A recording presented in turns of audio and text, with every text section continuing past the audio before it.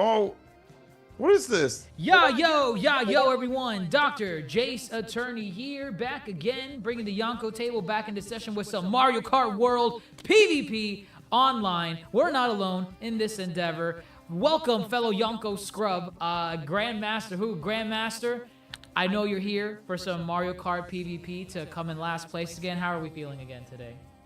Where's my super suit? Is that all you have to say?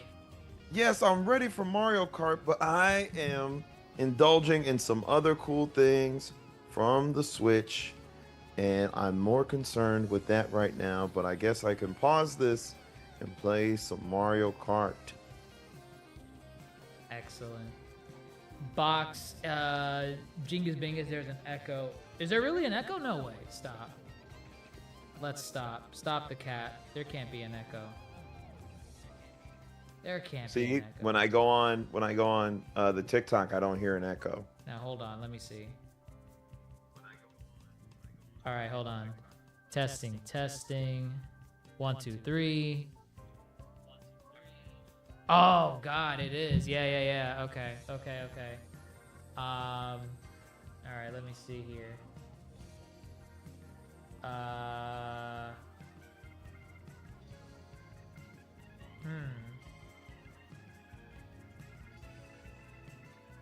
I think, hello. Oh, is it covering? Okay, I think, let me try this. Yeah, we definitely don't want that echo. Thank you, Box. Thank you, Box, for pointing that out. Let's see. Audio output.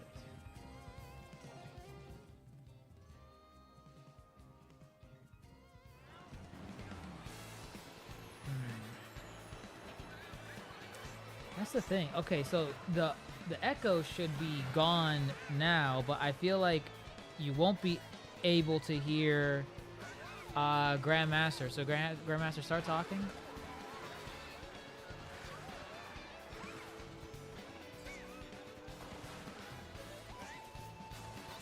Ay. Boy, oh boy.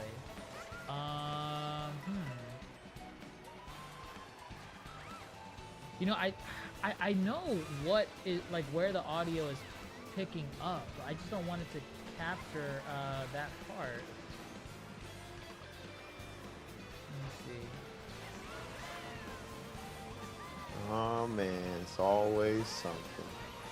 Always something. Well, keep them entertained. They can hear you just fine. They can? Yeah. I can't hear myself hold on up. the TikTok. Hey, in the TikTok, Saku wants to know, what's your least and most favorite Yonko? Of like One Piece? Of One Piece, yeah. Go ahead. I'll let you open it while I try to figure my this audio least- issue out. Wait, they can't hear me. They can. Yeah, you're back on. I don't hear me on the TikTok. They can. Okay, if they can hear me, if we're talking current Yonko, my least favorite, of course, is Blackbeard, because I hate Blackbeard because he's ugly. Why? And his whole crew is ugly, and I hate them. They're the ones that make the Marines do what they do. Okay. They're the bad apples. So I hate Blackbeard. And then as far as favorite Yonko, I mean, it has to be Luffy or Shanks, right? Now, mind you, Buggy's climb to the rank of Yonko is something of legend, because talk about the least amount of effort, just right place, right time kind of energy for Buggy. I don't think anybody will ever have a climb like Buggy did. And it's crazy how, you know, Buggy at this point, you know, he doesn't even run things. It's what you would call it, running things. You know? Just let him have fun. He's not having fun. They're beating his ass. Mihawk and Crocodile, they're assholes. But you know, Buggy's like, let's go get it, guys. Let's go I believe get in them. you that believes in me. Hey, Dimitri, welcome, man. Hello, fellow racer. Dimitri might join us in the race. Oh, really? Yeah. I did say, actually, here, let me put the bot on. But I was telling people if they want to join us for streams on Mario Kart to make sure to add put their friend code in chat, and then I will add them so that they can join in on races when we stream. Hey, Saku says he can't hear me. He can only hear you in the TikTok. I'm telling you. He cannot. Okay, let me see. You can barely hear me in the background. Let's see. Let's see. All right, try talking. Hey, everybody. Hey, everybody. Mr. Knickerbopper Boppity Bop. I like it the way that you boppity bop. No, I don't hear it in the TikTok. Oh, could you hear it before? What? Wait, say something? Could you hear it before? Now you sound echoey on TikTok. Oh, okay, because I turned something on TikTok. It wasn't the best option to pick.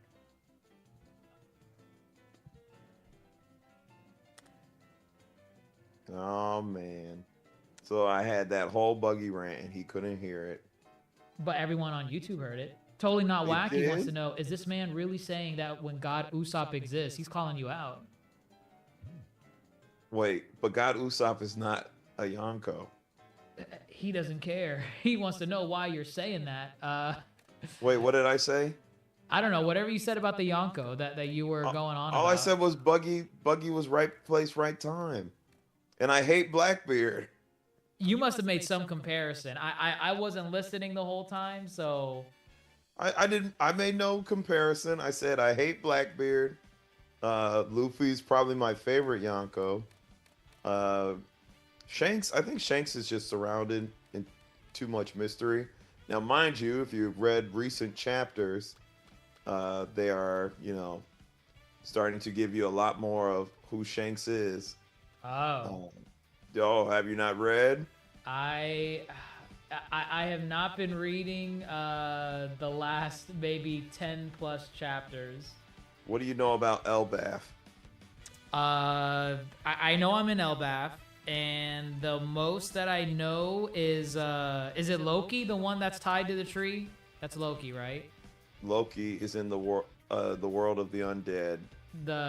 Well, part Loki's of Elbaf tied. that's Okay, like, before we yeah. start saying random stuff, okay?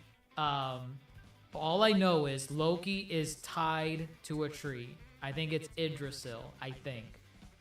He's like chained to a tree. That was the last thing that I saw of him. I remember Luffy met him, and Luffy was being a dumbass with him, not knowing who he was talking to. And I think Loki was saying, "Hey, kid, free me," or I don't know. He was talking to Luffy about something, and then Luffy left. God, can you just go catch up? No, I will take my So time. much has happened. I will take my time. Funny enough, no, let me not. Let me not What? Say no. Let me not say anything. What? Say it. I can't say it. Just say it. No. It can't be that bad. No, it's fine. It's fine. Explore. It cannot be that bad. The point is, I need to catch up with One Piece. I'm doing bad. So, admittedly, I'm doing bad.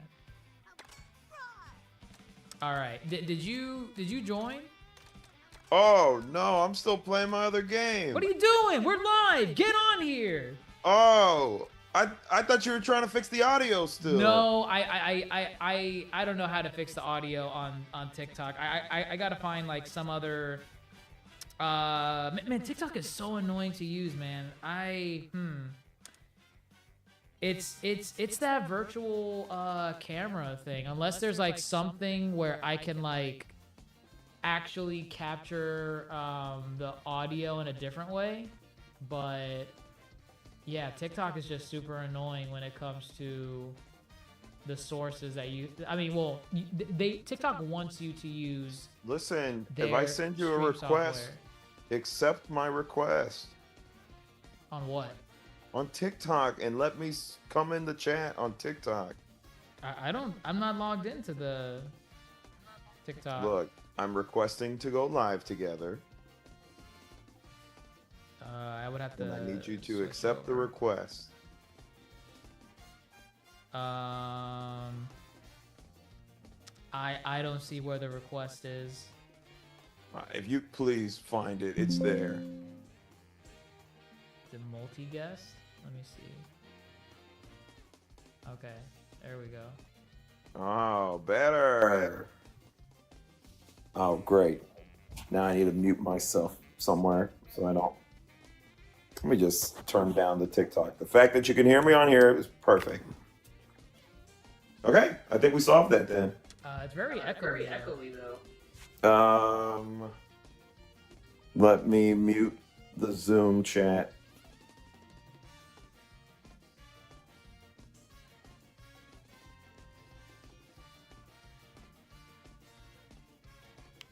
Can you hear me? Say, can you hear? What do you hear on TikTok? Tell me what you hear on TikTok. I cannot view it on TikTok. You need to do it. It doesn't. Listen. Can't do it. I need you to go on your phone or something because I am on my phone. What I hear, I can't gauge how I sound on TikTok. Try talking now. Hello, it's me, the one you're looking for.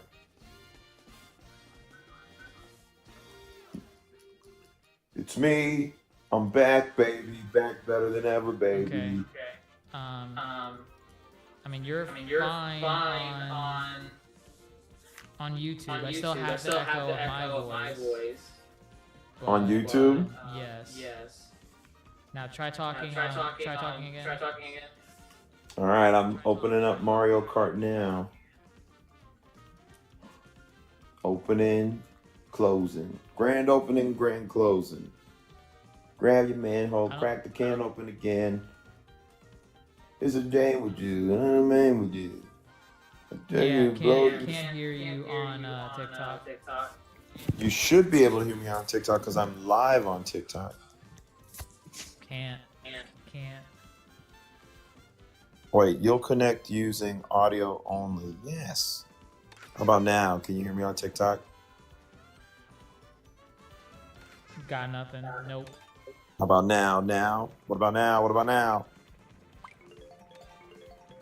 What about now? How about now? Nope. How about now? Nope. Why? I don't know. Just forget about it. We'll figure it out off stream. So what? Close TikTok? I mean, you could close it on your end. I mean, I could just mute. No, I'll just mute myself then. All right. Let's get to some racing. I would like to race. Oh crap! Did the race? Whoa, we're in a. Oh god damn it.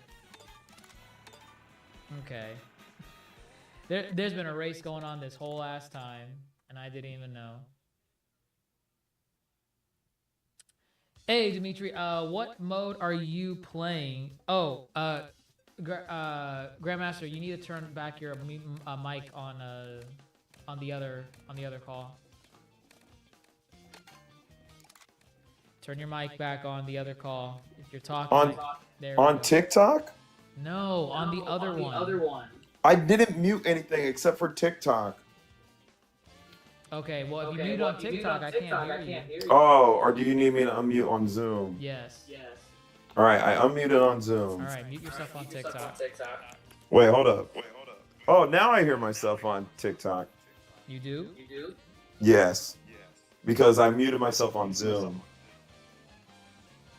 Oh, So I'm just when gonna. you mute yourself on Zoom, maybe that's why it's not hearing you. So I'm gonna mute. I'm gonna turn down my volume so I don't hear my echo. But now people can hear me on TikTok. And it doesn't sound robotic? No. Sounds fine. I don't hear you at all. I mean, if you can hear it, that's great. I cannot hear you on TikTok. I don't think you're doing it right. Then that's why I'm saying you gotta handle it. I'm letting you handle it. You gotta handle it, bro. Yep, you gotta handle it. Figure it out. I got it. You're not. I got enough on my plate. All right. So let's get this race started. We're gonna do a normal race. I'm trying to join your party. Probably because I gotta leave. Now I'm in there. I left the room. I'm in there now. I'm in your party. The room. I'm in your party. You can't be in the party. You could do parties in this. So it allowed me to join your room, and now I'm attempting to join your room again. All right. I'm not in a room right now.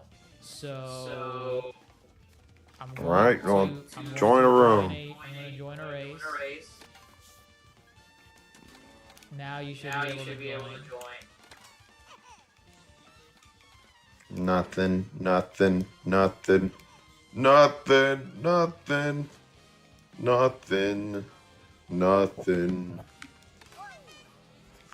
I'm joining. All right, let's pick a car. I'm starting out with the car. Let's go with this car. This car is a good car. Little doom buggy car. It's got good on the drift. Oh, we getting right into it. Okay. We getting right into it. Oh, no, we're not getting into it yet. That's okay. Listen, I'm here to win. All right? I got the need for speed. It's not how you stand next to your car. It's how you race your car. You know who says that? Shrek? No, Ja Rule in the first one. Fast and Furious. Huh? Is that a Batman villain? No, Ja Rule, the rapper. Who's Ja Rule? Ja Rule. I can't live. I don't know who that is. Yes, you do. Ja Rule. Tell everybody say we're living it up. Say, what do I do? The little fella said we're living it up to say what? Hey, Eddie, how's it going, man? Eddie. Welcome, Eddie. You have some dedicated subscribers. Yeah, they enjoy the banter. I feel Eddie's always here. Sanji's always here. Who else is always here? We got Princess She. We got Clarence. We got Totally Not Wacky. I know that's Box, though. I think that's Box of Quackers. Box, let me know that you change your name. We got David. There's like mainstays that like I recognize by name at this point. I hope so. You need to show your followers some fan. I'm sorry, some appreciation. Follower Appreciation Day. Follower Appreciation Day. I do want to do like some membership type of stuff, like exclusive stuff. Come on, give the people what they want. Just gotta think of stuff that they would want. Ask them, what do y'all want? That is in reason. I know. I can't remember who it was. Who was it? Someone wanted to do like a PO box thing where like they like mail stuff and like I have to review it or whatever. Oh, that'd be cool. That would be kind of fun. As long as they send some good stuff. Hey, Eddie. Yeah, the mic has an echo. It does. I'm aware. It's the only way where you can hear Grandmaster and myself at the same time. It's something I probably have to work on off stream because I genuinely have no idea how to isolate. Well, I know what to do to isolate, turn it off. But if I do, then you can't hear Grandmaster speak. Well, you could tell them. It's funny enough, it's only on YouTube because you're coming in clear on TikTok. So if people want to watch us on TikTok,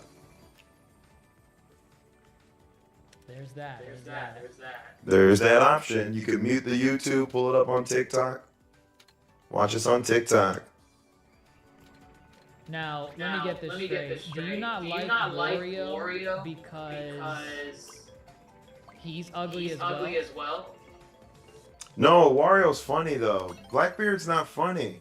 Blackbeard is funny. Blackbeard's when is Blackbeard ever funny? Whenever he goes, that's not funny. That is funny. No, it's not. He killed what's his name in Whitebeard's crew. He's an asshole. I see that my top 5 characters can be outbest in this event. All right, Dimitri, let's see. So wait, Dimitri's in this race? I'm not sure. I forgot Dimitri's name in like the actual Nintendo thing, so I'm not sure. I think he might be.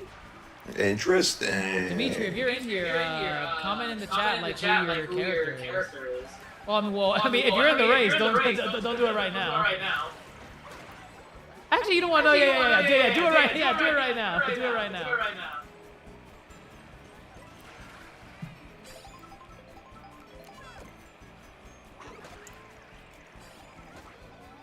Woo! Oh crap! Damn! Damn!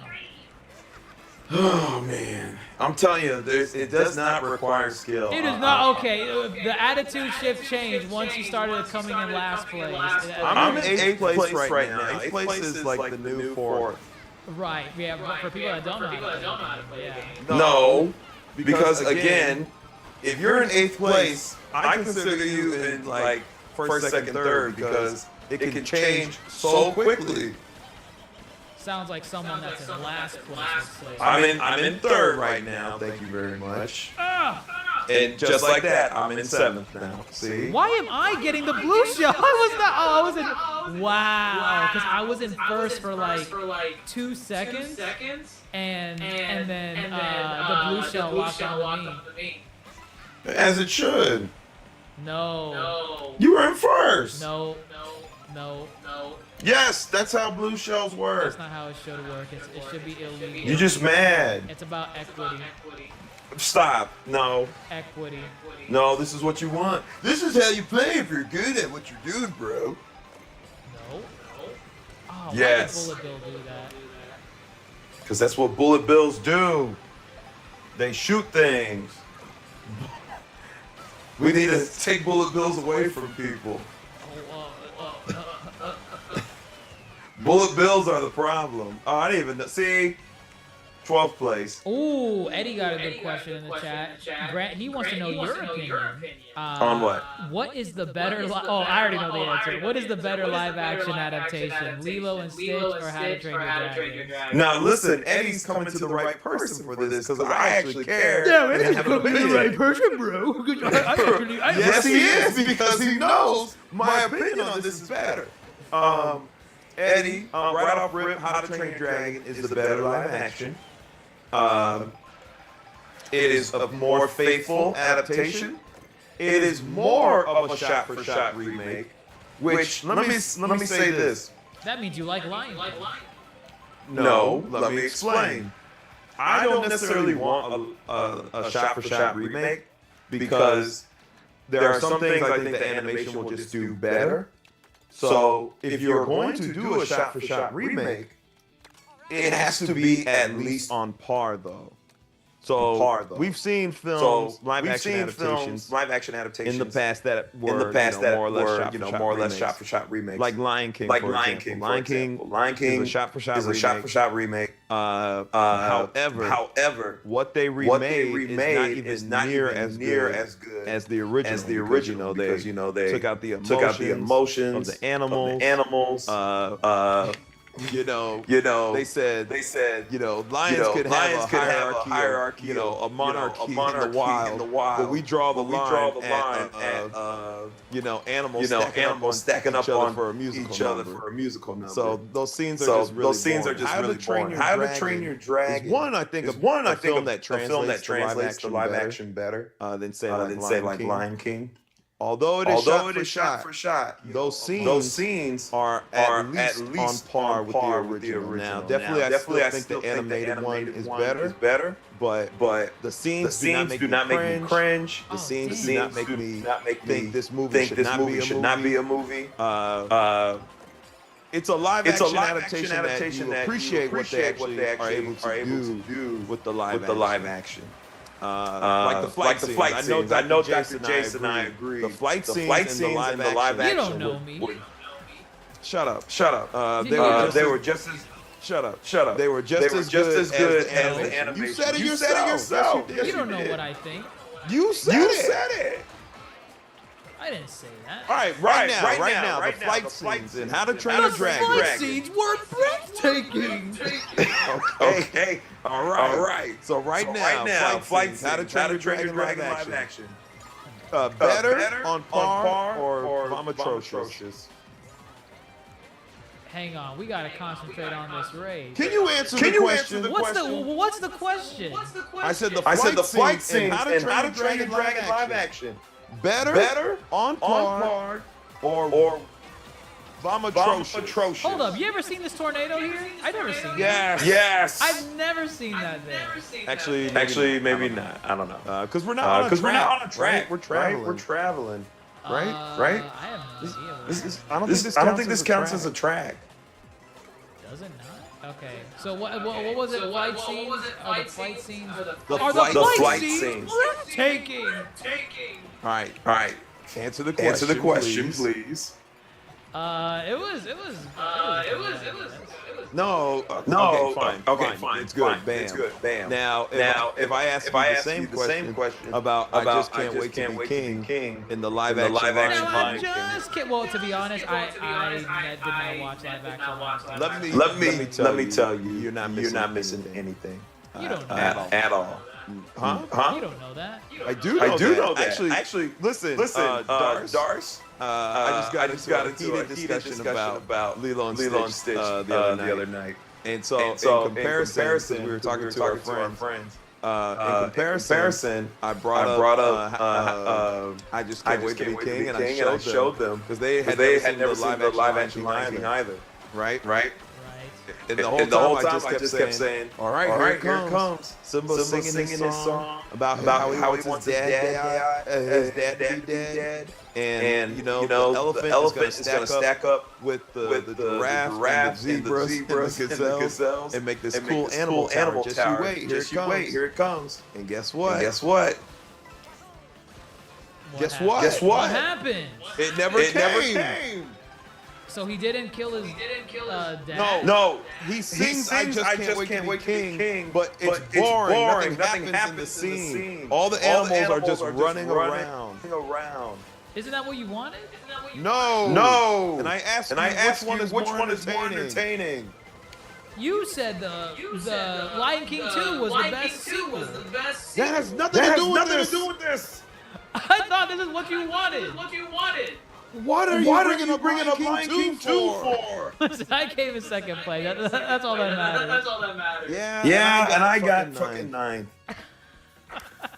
It's all about skill, bro. Oh, Dimitri's D360 in here. He came in fourth place. Well, great. Whoop-de-doo, Basil. Now I'm competing against you, and who is this? Dimitri.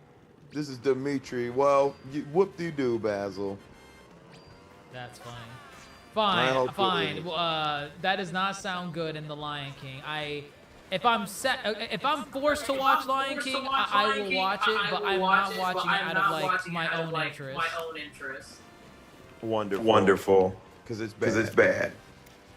But you think certain things are bad for the wrong reasons. No, Lion King is bad. Lion King straight up bad. It's a poorly. See, that's the thing. Is Mufasa a better film? Yes, Mufasa is 10 times a better film. Wow. Yes. Yes, and Mufasa's not even that good. But Mufasa definitely does things better. Like they bring back the emotions and the animals. Lin-Manuel came and actually made some decent songs. I mean, they're not on par with, like Elton John and Tim Rice. But Lin-Manuel, I saw an interview with him. He made a really good point. And they asked him, how does it feel to be coming into the Lion King? Lion King has this crazy legacy. How does it feel? And he's like, listen, it didn't feel that, like, although he recognizes it's a huge opportunity, Lion King has actually had so many people come in since the original movie and write new songs for it. For example, like Elton John, he didn't come back and do the sequel. The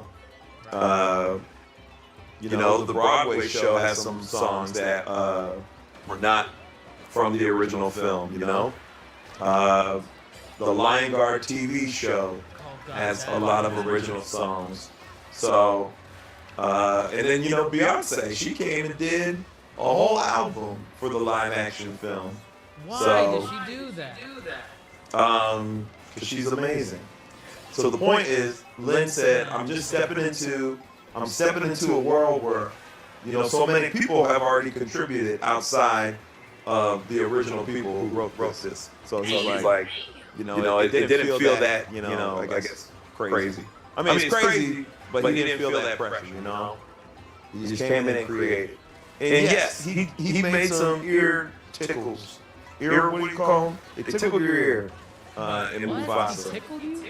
No, Mufasa has some earworms of songs that are good and they tickle your ear because they're good. What you say about my brother? Exactly. I always wanted a brother. What you say about my brother? Correct. That song should not be that catchy. It is actually not even lyrically. It's not even that deep of a song. Yes, that's what I'm saying. Lyrically, it is not that crazy of a song, but that beat and that chorus, it's just really good. And there's no other way to describe it. You need to do better. Who? I like the Mufasa soundtrack better than what Lin-Manuel did for the Little Mermaid live action. Eddie said you liked it because it became a meme.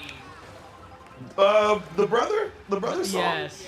I liked it. No, see, because I watched that movie right when it came out. So, and I was avoiding all the songs too. So, I definitely learned of the song before I learned of the meme. Okay, there we go.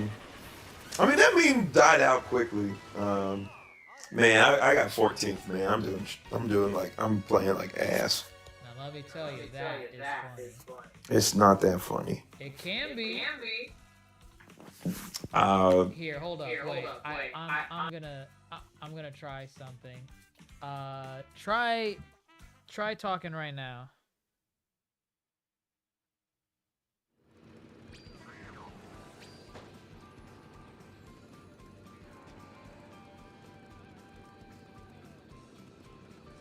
Yeah, no. Well, that ain't working.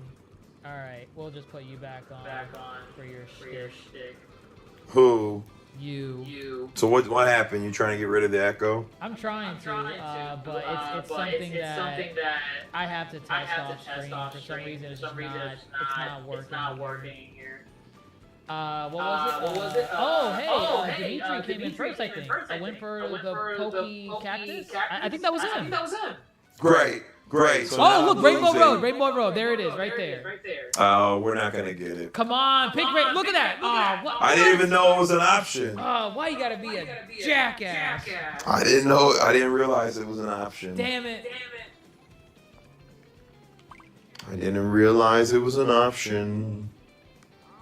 Oh, that's. It might get picked. No, watch, we're not gonna get it. No! No.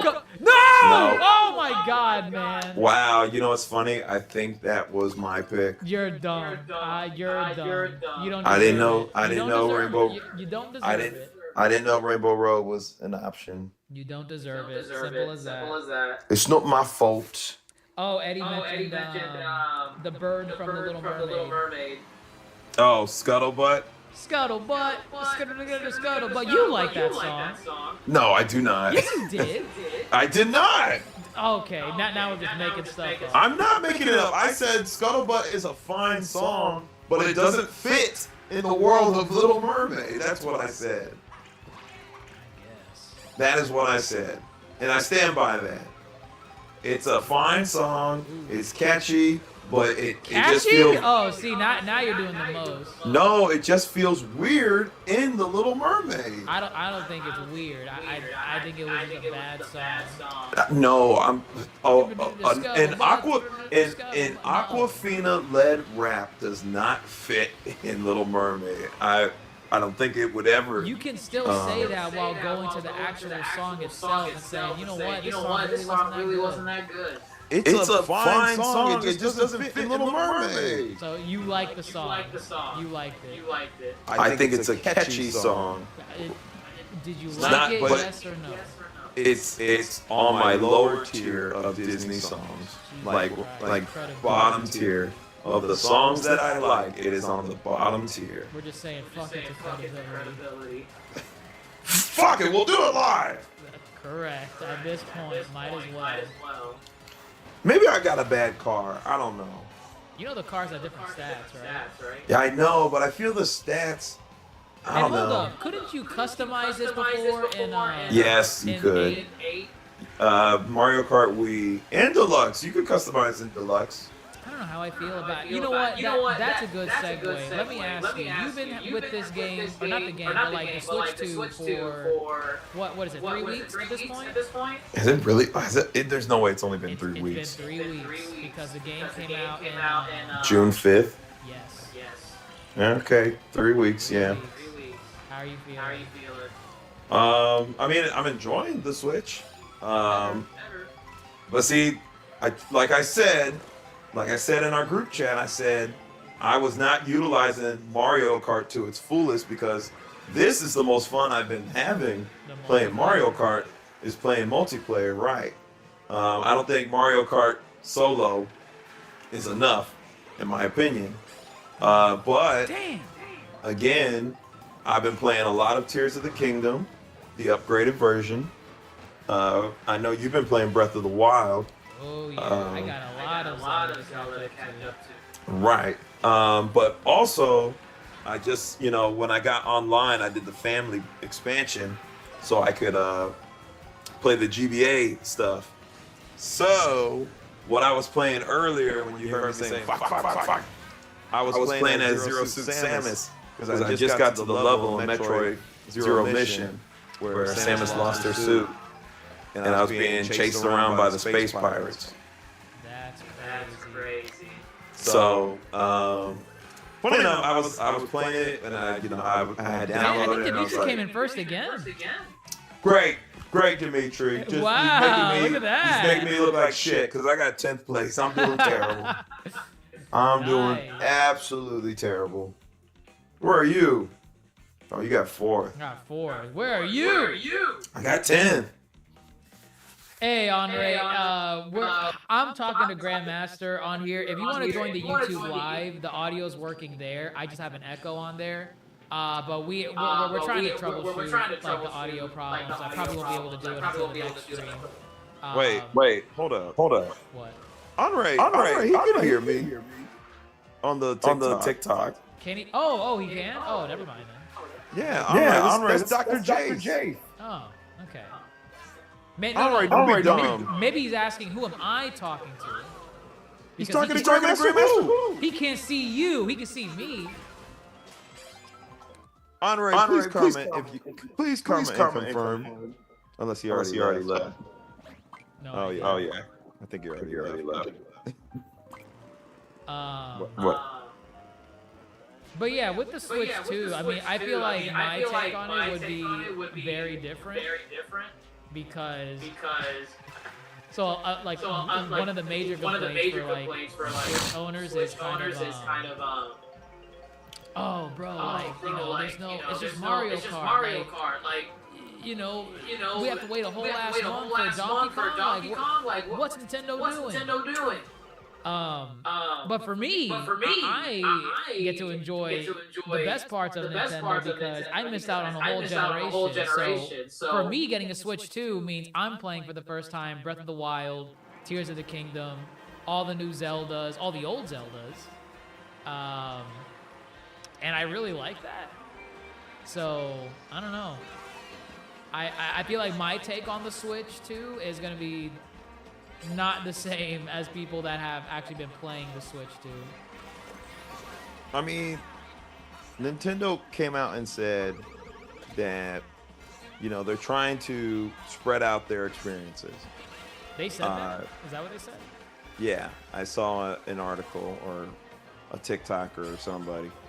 And basically, yeah, Mario Kart was launched. So, the fastest selling console in 4 days, 3.5 million. Crazy. So it worked. Disgusting. People can complain all they want. They contributed to the record. The record was set. Okay. So yes, Mario Kart launch. People have their fun with Mario Kart. And then, Donkey Kong, which Donkey Kong's right around the corner. It's a month out. It's not a crazy wait. It's not a crazy wait. Because again, look at typical Nintendo fan. I mean, no, you got people like you who didn't play Breath of the Wild, and now you're playing a better version of Breath of the Wild. Imagine getting Twilight Princess for GameCube and never experiencing Twilight Princess on Wii. I know it's not the same, but it's like a close example. You know what I'm saying? That is what I did, though. I played Twilight Princess on the GameCube. On the GameCube? Yeah. Why? Because I wanted it on GameCube. So you never played Twilight Princess on Wii? I never played Twilight Princess on Wii. That's crazy. I forgot the reasoning why. I remember I had the choice, and I think I wanted... Oh, I don't know if this was the reason, but I remember this kind of played a role. I didn't like that Link was right-handed. Oh, you're so dumb. I didn't like... No. I did not like it. That's so dumb. It was a wrong fit. I'm like, that's not right. That's not right. I don't know about that. That's not right. Nah, I don't like that reasoning. I don't like that reasoning. I don't like that. Oh, God, I'm fucking not drifting. Shit. Oh, come on, brother. God damn. God, I was in first place that whole time. Oh, I got second. Oh, man. Oh, man. You won't believe where I was at. I was right with you. What do you mean? I bumped you. I threw that shell at you. No. And made you fall. No. Yeah, that was me. Where's that was me, proof? bitch. Where's I'm in your dreams. I'm in your dreams. Where's the proof? Damn, you see? And that is what I'm talking about. You dropped... I was right with you when I took second. You dropped all the way to 14th. This is exactly what I'm talking about. It's not about skill. It's not about skill, bro. It's not about skill. Now my point is justified. I did not do anything in that race that should have... I didn't do anything in that race that I have not been doing differently. There's nothing. So you admit you're part of the problem. I'm not part of the problem. It's just all these fucking people makes it so close quarters that anything can change in a second. In a second. And these tracks are so long and wide that, God forbid you get knocked out, they'll make that gap huge. So, I stand by it. It's not about skill. So he says. I mean, whatever. People can have their own opinion. I don't think it's about skill. I am the best Mario player out of you and Toasty. That is untrue. It is. Listen. Based on the last stream's performance, I think it was very telling that you are clearly are not. If we did a local room with No, just see, us three. now you're doing the whole Wings of Redemption thing. Now look here. Listen. I gotta set my own parameters so I can be the one to win, so I can show you how good I am. No, I'm just saying. Listen, it's like who's a good example? I don't know, some fucking Speed Racer shit. Like Speed Racer and Racer X said, "All right, who's really the best of us?" And guess what? Speed Racer said, one-on-one, no gimmicks, no nothing, no other people, just you and me in the track. And they settled their shit. All right, life ain't a movie. And then it turned out that Racer X was his brother, Racer Rex Racer. Can you believe that Racer X was actually Racer X? Correct. You didn't know. I knew. Nobody knew. Nobody knew. I know. No, the fuck you didn't. I did. I'm not dumb. You are dumb. Nope. You think Mario Kart is not based on luck. I think that's based off of people that just keep ending up in last place. Hey, I got second place, baby. One time. And I'm in third right now. I almost got hit by my own bomb.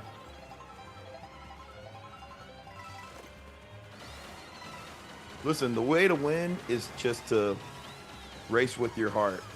You don't hop into a T180 because, fuck, what is that quote from Speed Racer? It's my favorite quote. He says, you don't hop into a T180 to be a driver.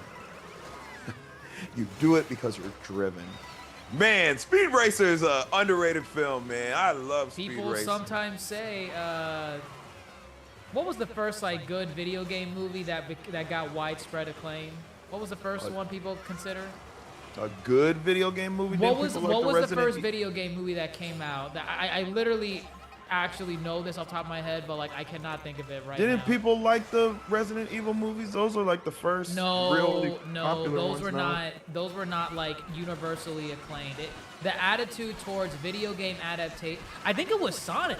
Yeah, it was Sonic. I think it was Sonic 1. Yeah, Sonic 1 was the first time where people were like, oh shit, like we actually should take this seriously. Like video game adaptations, like whether it be a film or a TV series, they're good. And then from there came, The Last of Us, Castlevania. I think Castlevania came out after Sonic 1. No, Castlevania came out before. Definitely. Sonic 1 Oh, you know came what? out No, in- it was Castlevania 1 then. It was. Because Sonic 1 came out in 2020. Yes, that is right. That is right. Okay. No, that's right. So it was Sonic 1. I'm sorry. Castlevania Season 1 that changed the attitude from there. Because from there, that is when you started getting like quality adaptations. Because you got people who could actually do this job and write some quality material. Right. Now, where are you? I'm in 5th, baby. Where are you? I'm 5th. Where you I took belong? 5th. Below me. Below Okay. me. Did you say blow me? Below. Wait, what are you saying? You know what? Whatever you want to hear. I think everybody heard what you said. Dimitri heard it too. No Mortal Kombat 1993. I'm standing by what I said, man. Like, again, there were films and stuff that came out before Castlevania, before what, 2018, whenever Castlevania. Yeah, get tripped, bitch. Whatever, it's not even a race. It don't matter. But there was stuff that came out that, I'm not gonna lie, there were fan favorites. There are people that like the Resident Evil films with what's her name? Mila Djokovic. Those films, at their core, were not good. But some people could look past the flaws and really like those films. Similar to Mortal Kombat 1993. But I think people like those Resident Evil films because they're campy. But I don't know if people would call them good adaptations. And they're not good adaptations. They're really not, because like they don't even adapt the games. They just use some characters from the games, if even that. If even, because Mila's character is not even a person from the Resident Evil franchise. I'm pretty sure she's not. Is she? Wait, let me check this. Who's she? Jill? Is she Jill? Is she Jill? Hold on. I actually don't quote me. I've I've never seen a single one of those movies. I saw the first three. Up to the part where she's like in the desert because now we're in a desert. That's Resident Evil Extinction. That's the. You know how I know that? You know how I know that? No. I know that because that came out in 2007, and it was the third Resident Evil movie. Do you understand how many third movies, like third in a film series of movies, came out in 2007? Dark of the Moon? No, Dark of the Moon was later. No. I can go down the line for you if you need. All right, Spider-Man 3. Right? You with me? Go. Yeah. Shrek 3. Oh man, that was the first film where I actually objectively thought I could critique films because I did not like Shrek 3 even back then. Yeah, I didn't. No. Isn't that crazy? We were like in middle school. Correct, and noticeably the quality went down. Yes. Like to the point where children, like me, I was a child. Even I could tell the target demographic for that film. I could tell that film was not good. I mean, it's not about it not being good. No, it was not good. I did not like it. It was not funny. It was not. The story was. Hold up. There are some funny moments. No, in comparison to the original, because everyone likes going to the "I'm about to die" from the frog. I'm not even thinking of that scene, but that's a funny scene. Everyone goes to that scene usually. Everyone always goes to that scene, and I get it. It's a funny scene. But in comparison, I remember vividly leaving that theater as a child thinking, man, Shrek 3 was not funny. Shrek 3 was not funny. Like, I did not laugh that much in comparison to Shrek 1 and Shrek 2. It was noticeably different. So what I am saying is that people could enjoy Shrek 3. However, I understand and I understood back then that Shrek 3 was not as good as Shrek 2 or 1. And I knew it was a dip in quality. And I recognized that. But it was still an enjoyable film. But Shrek 4 is bad. Shrek 4 is bad. Come on. And I won't let people say Shrek 4 is Hold on. good. No. You like Shrek 4. Stop. I like one scene, and you know exactly the one scene that I like. And that's the only scene I like in Shrek 4. A chimichanga stand in case you get a little hungry. Why you give him that accent? That's not because his that's accent. what you would do. No, that's what you would do. No, I do not do that. It's literally what you would do. It is simply, it's my chimichanga stand. You don't know you. I don't even fucking know the line. Hold up, Starview Peak. I don't think I've done that one. I've never been here either. That does not sound familiar. That looks like one of the ice places. I hope it gets picked. You know you do. Either way, Shrek 3, Pirates of the Caribbean at World's End, Ocean's 13, The Bourne Ultimatum, or Bourne Supremacy, whichever one came third. The Ultimatum came third. Okay. There might be like one more, but I'm blanking. But do you see how many? Did you see how many threes? I see. That's a lot of threes.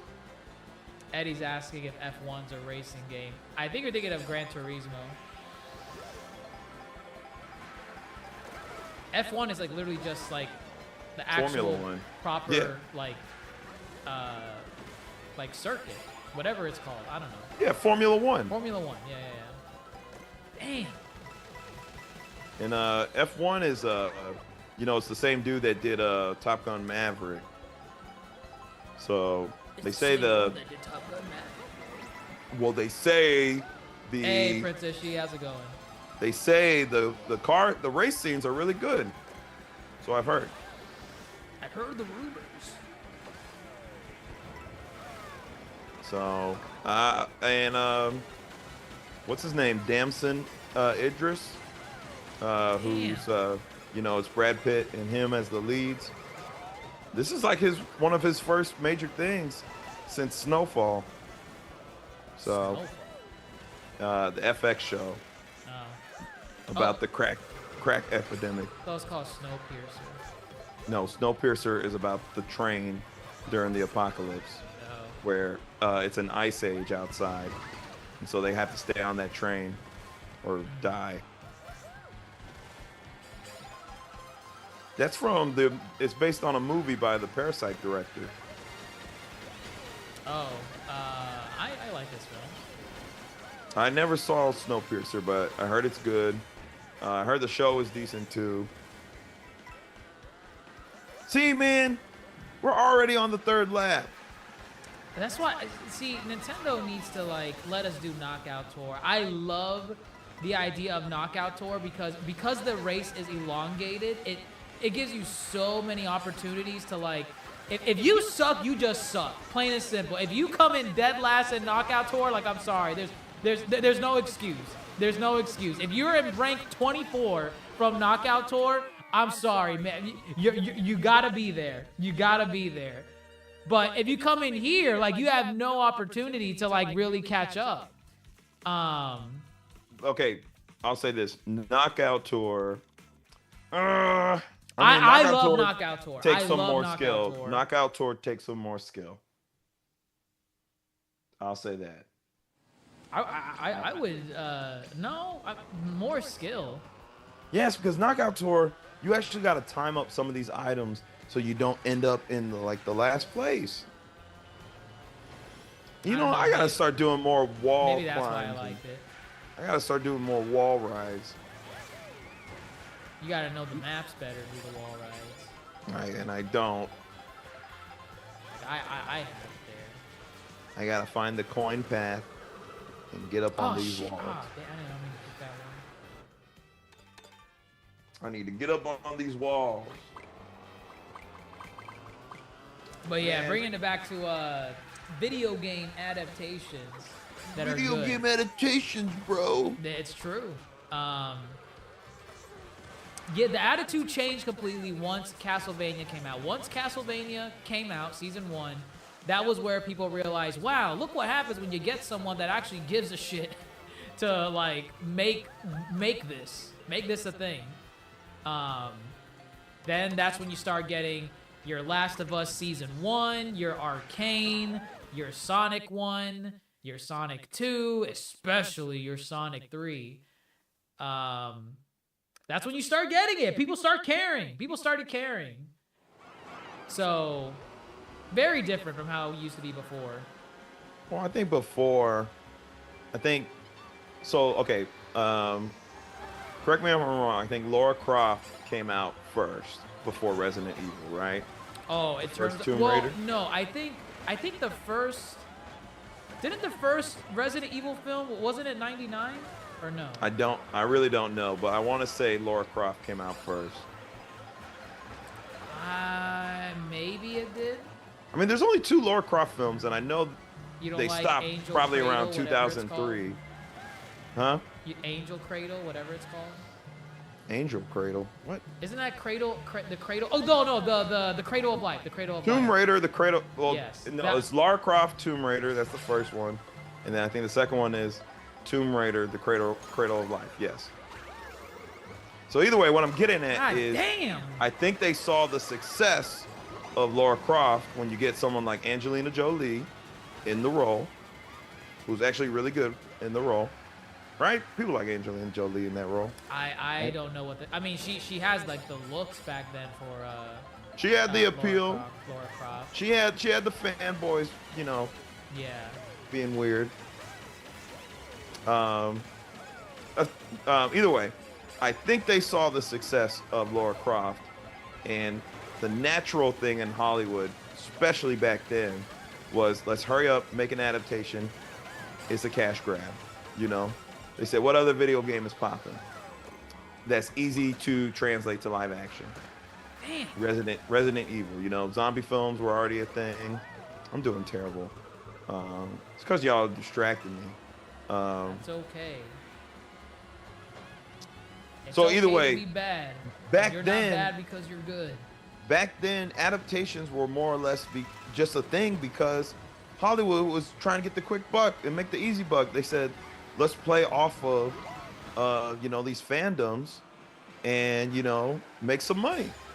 And the issue is we eventually caught wind of Hollywood's scheme, and we said, all right, we want quality. No more. Enough's enough. Like, as fans, and that goes the same with anything. Same thing with the superhero films, I think, what superhero film were you like, man, they're just really trying to put out anything and they don't care if it's good? Spider-Man 2. Shut the fuck up. Wow, okay. Difference of opinion invites violence. Can you answer the question legitimately, please? Why, to prove your point? Yes. No, you can be wrong occasionally. What superhero movie made you say, man, we need quality? I'm tired of this shit. I mean, I don't remember. Like, there wasn't like really a set standard from superhero films. Cause I'll tell you the movie that did it for me, because no, there was a standard. The only good superhero movies that were coming out in the 2000s before Iron Man dropped were the Dark Knight films. Okay. And Spider-Man. Because I'm thinking of like Blade. When Blade came out, that was a really good film, and that kind of set the standard a little bit.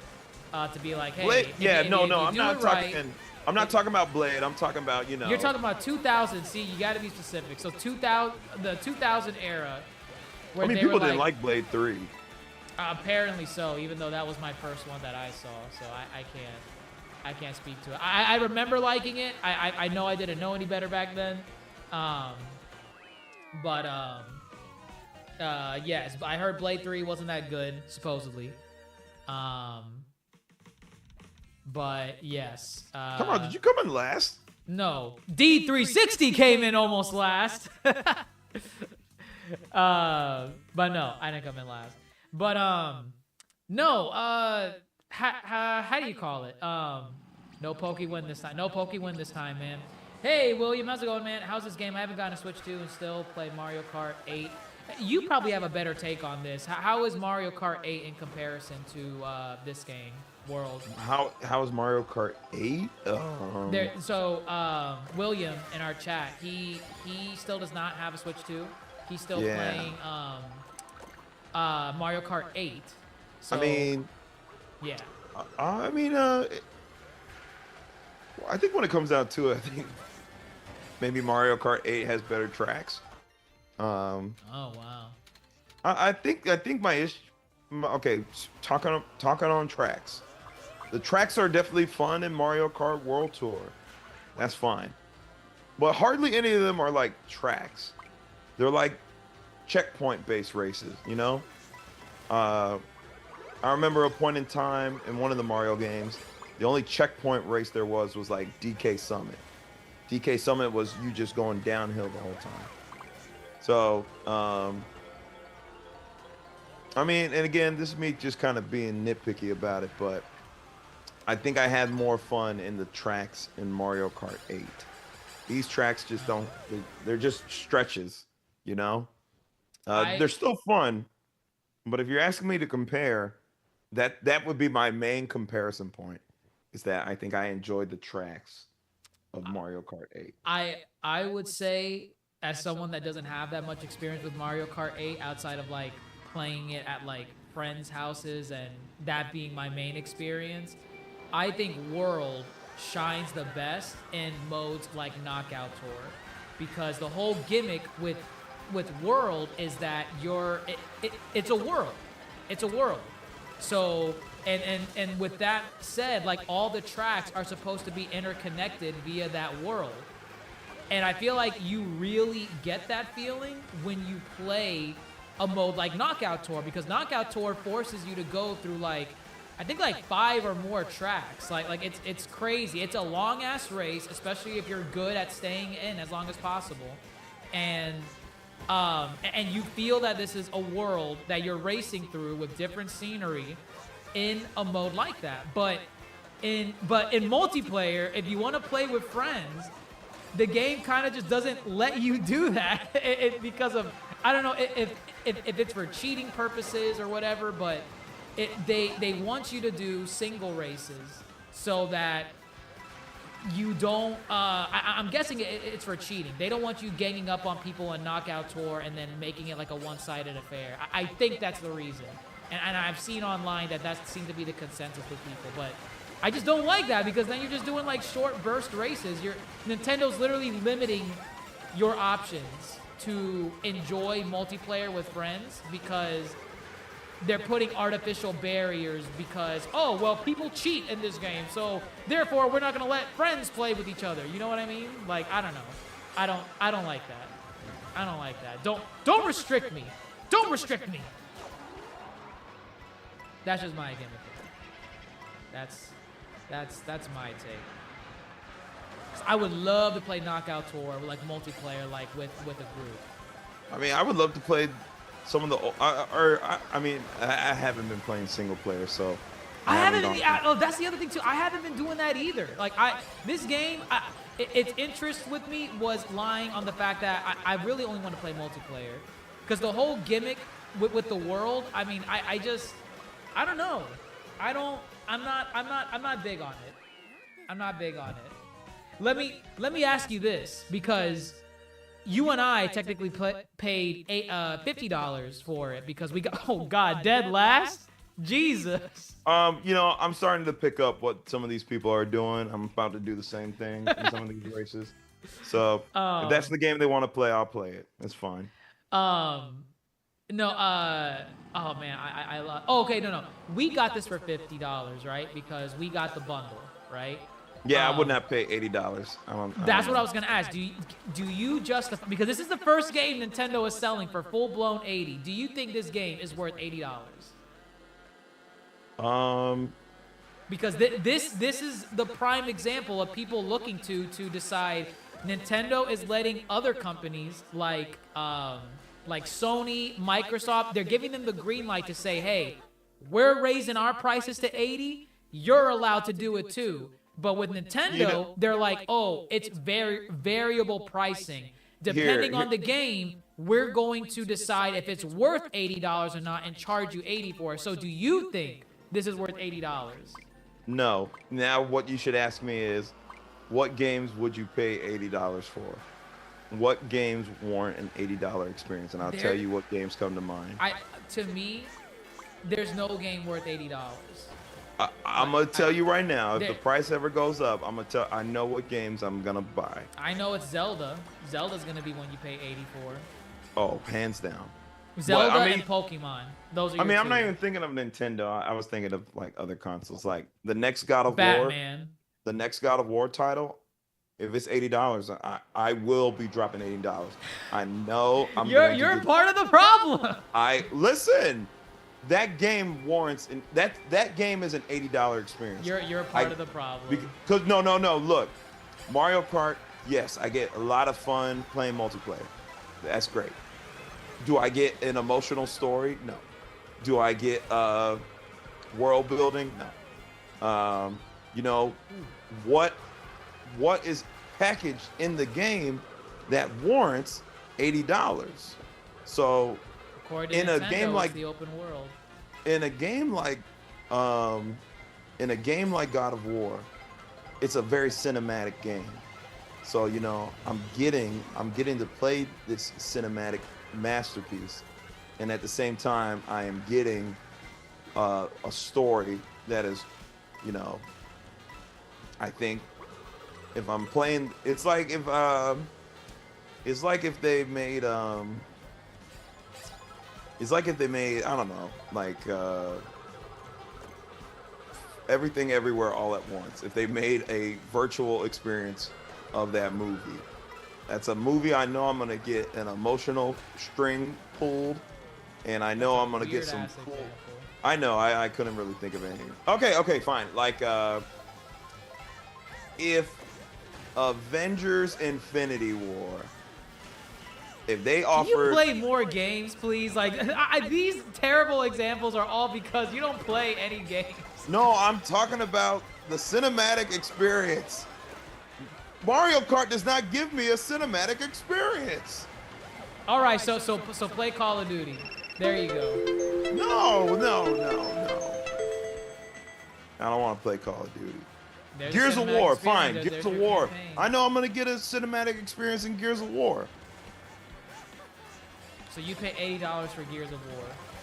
I mean, if that is where the market is moving, I don't have a choice. You don't have a choice, but you could still like justify like, okay, I would not do that though. I think Mario Kart. I'm glad I paid $50 for Mario Kart because I don't think it's an $80 game. I did not get a cinematic experience. It did not hit on all the cylinders that I need for it to justify that $80 price point. But a game like God of War, I'm pretty sure would hit on what I need for that price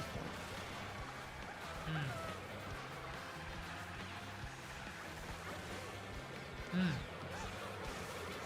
Oh, Damn, I just shit. jumped over like okay. 4 people God just to damn. get 9th place. Just to get 9th place. Man, oh man. It's fine. It's fine. Listen, I mean, GTA 6 is probably good. GTA 6, I'm telling you, y'all can call me out when it eventually comes out. I am telling you that is going to be the first minimum $100 game. I promise you. I promise you. I promise you it's going to get delayed again. I don't think it's going to get delayed again. I personally don't. But see, I knew it was going to get delayed at least once. At least once. But see, GTA, I think, that is based going on to be $100. That's going to be $100. Based on the first 2 trailers of GTA, that is a game where I think I would respect the price point. Because what? God. What? You're what, man? part of the problem. Oh, You man, are part. this is where the market is moving. I don't have a say. What do you want to boycott? You want to boycott can't. You don't GTA gotta 6? boycott. You don't wanna gotta boycott. GTA 6? Look, listen. Is that what you want? Look here. Look, listen. How do you make don't this? got how do you listen. make this price You point are probably drop? still going to. I'm probably still going to buy it at, God forbid, that price. You could still have an opinion as to, you know what? I hate that these games are coming out for that price. But you can still like a game like GTA 6. They're probably gonna do like a lot of like crazy ass stuff with it. They're gonna. The multiplayer is gonna be crazy. The cinematic experience, bro, is gonna be crazy. Yes. The open world's gonna be crazy. They're going to charge minimum $100. But the second you say, yeah, I'm gonna pay. I'm gonna spend $100 on it. That's giving them the green light to do. Right, Okay, so guys. Yeah, we're gonna do it. What do you want me to do? So what do you want me to do? What do you want me to do? Yeah, boycott. Boycott it. Me is not enough. David, how's it Everybody going, has man? to be How's on it the going? same page. Everybody has to be on the same page. You're part of the problem. Whatever. If It's no one else is changing. doing it, I'm not doing it. We need to get with the program. This is where the market's moving. There ain't nothing I can do about it, bub. I could give you a slew of political stances that are messed up by saying your rhetoric. If everyone else is doing it, I can't. You're not gonna boycott. You're not gonna boycott. You're just saying shit and then not gonna do nothing about it. Sounds familiar, huh? Sounds familiar. Like what? Like no, who? no, we'll leave it at that. Sounds familiar. The point is, that is funny. the point is, GTA 6, whatever price point they end up choosing for it, I guarantee it'll probably be more. It'll be more warranted than the Mario Kart price point. I would say so. But again, we only pay $50 though, so if anything, we're encouraging people to get the bundle. Honestly, there's no reason why you wouldn't want to get the bundle. You have to be into racing games. I feel like you have to be into racing games. I mean, if you want to play Mario Kart and you want to switch to, you should get the bundle. You're paying less money. Correct. You are running the risk of Nintendo stealing your money in the future. Should the Because what? Because it's not a cartridge. Should the eShop ever well, not only that because it's not a cartridge, but wait, what do you mean because it's not a cartridge? Oh, I don't know. Digital? See, this is the shit I was talking about earlier. No. That's when not I was what like, I don't mean. trust Nintendo. I said, I don't trust them. And you said, I- don't worry, bro. Nintendo's got your back. No, I never said that. What I was saying was with Nintendo. God damn, these goddamn moles. Come on, you know the live ended on. Apparently did the live end on? I think it ended because of inactivity. It's fine. Oh, okay. It's fine. I don't know why. I think you had to like be moving the mouse or something. I don't know. Oh, really? Something like that. I saw the notification. I'm like, what? Since when? But it doesn't. I mean, the audio was really bad on there. I gotta figure. No, the audio was good. I'm No, telling you. No, it was not. You did not echo on. No, it wasn't the echo. It was another thing with the audio. There was like a loud hissing in the background when people were talking. There was a hissing noise. I can hear, and it's not on the YouTube live either though. But what was I saying? I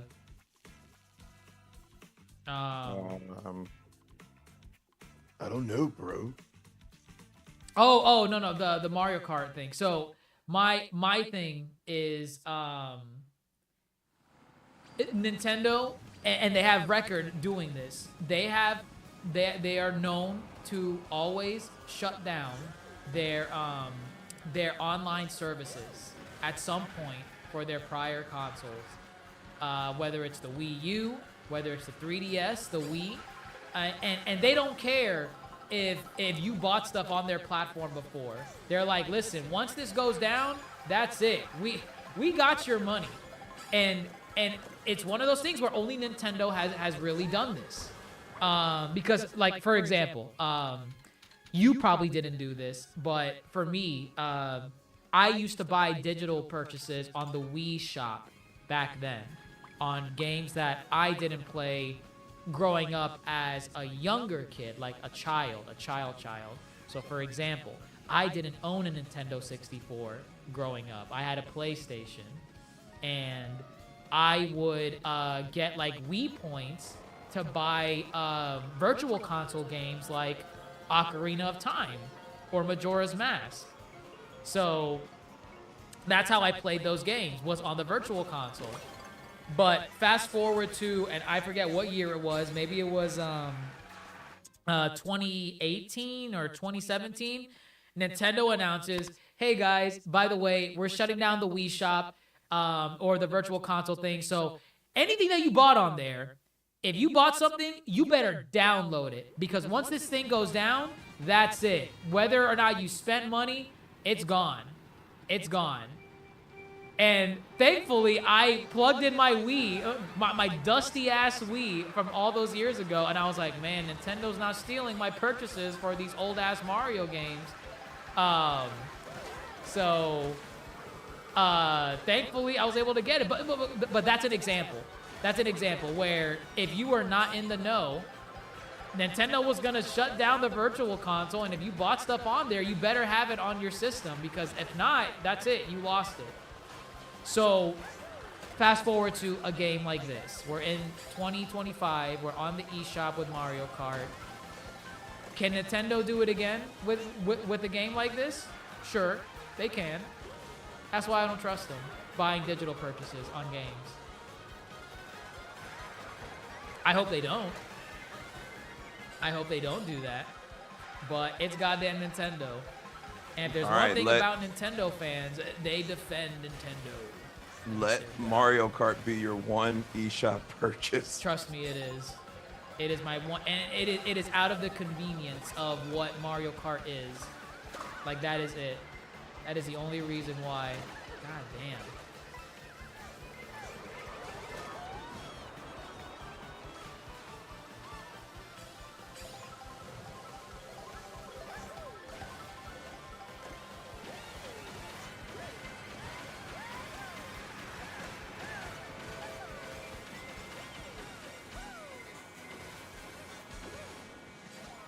All right. I guess, see, that's a good point. I guess it will be my only one, too. No, hold on. No need to do anything rash. No need to do anything rash. You can buy digital purchases so that we can play games together. No. I'll buy, no. I'll get the I get the cartridge. No, let's relax. Oh yes. No. Donkey Kong will be a cartridge.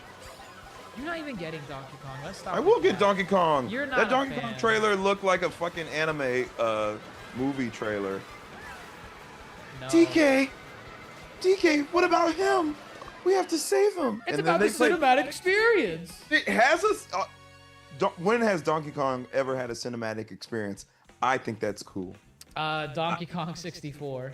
That was not a cinematic experience. DK, Donkey Kong. That's a musical experience, which actually. You know what's Donkey crazy? Kong. People actually, there's people like really dislike that game. DK64? Yeah. It was one of those collectathons. You know the concept of a collectathon, right? Like the 3D platformers where you have to collect stuff.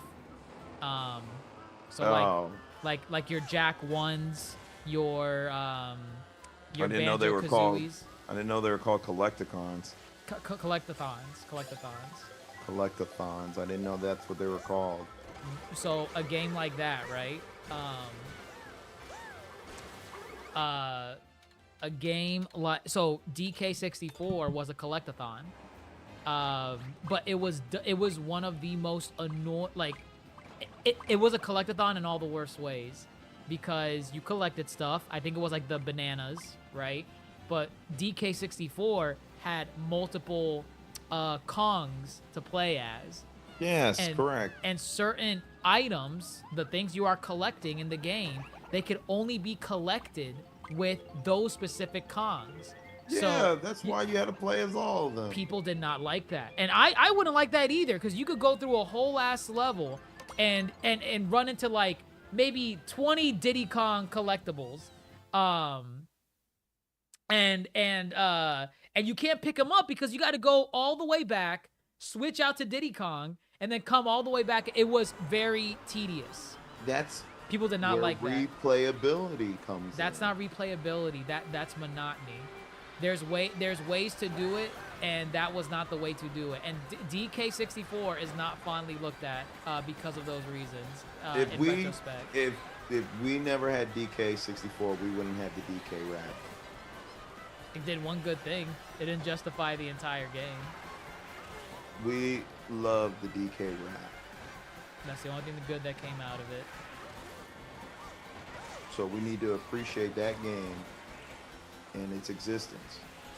And we need not find monotonous details. Whoa, that's a big word for you. Whatever. DK. Donkey Kong. DK. The Donkey Kong is here. Where would we be without the DK rap? There would be no wars. If we didn't have it? If we didn't have it, there'd be no wars. There'd be no wars. It's like the butterfly effect. Correct. The DK rap led to all these wars, huh? Correct. I don't see the correlation, but maybe. Get a history lesson. Look, damn, look at that whale. Is it falling in the water? It looks like a whale lord. Oh, whoa, it did. Wow. See, that was cool. I like that. I don't think I've ever done this map. Damn, these waves are crazy. This usually doesn't happen on this map like that. I'm not used to that. Get used to it, bub. Oh, shit. How did... No way. That's crazy. Oh, my God. Here we go. This is where it starts again. This is where it starts. What's that? You're in second place, and then all of a sudden, people get all those power-ups that they really want. That's what I've been saying. No. Yes, You're saying it's based off of luck, and when you're in last place... That is luck. That is luck, bro. I hate this. I hate this game. It's not worth $80. I keep losing. That's not why it's not worth $80. It's not worth $80 because there's lack of variety. Jesus Christ. It's not my fault.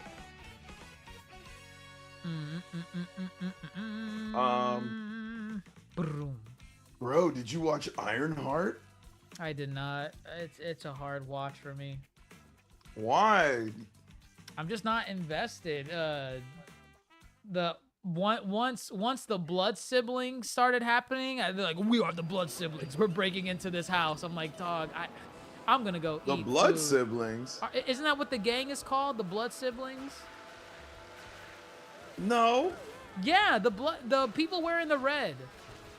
People wearing the red? What are you talking In about? the beginning of the first 20 minutes of the episode 1, there are characters breaking into a house, and they're giving code names, and one of them is, I think, is Eric Andre. I think it's Eric Andre. It is Eric Andre. And he's saying, I don't know, some nonsense about some nonsense about we are the blood siblings. Tango Alpha Foxtrot, we are a go. And I'm like, all right, I'm gonna go eat some food.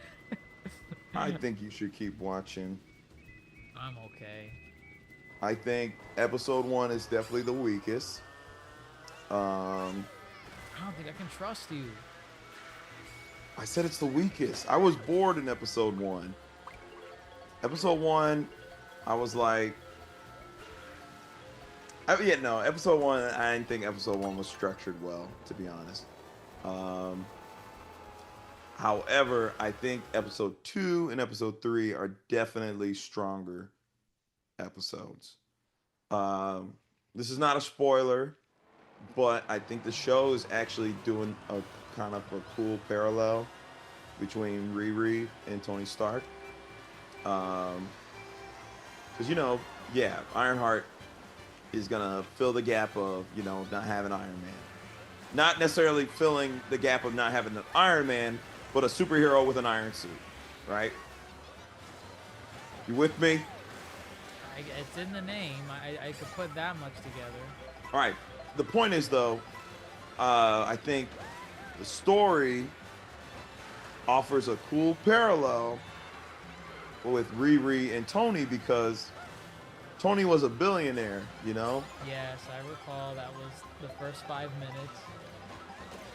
And as you continue watching the show, you're like, man, imagine if Tony had to drag his iron suit to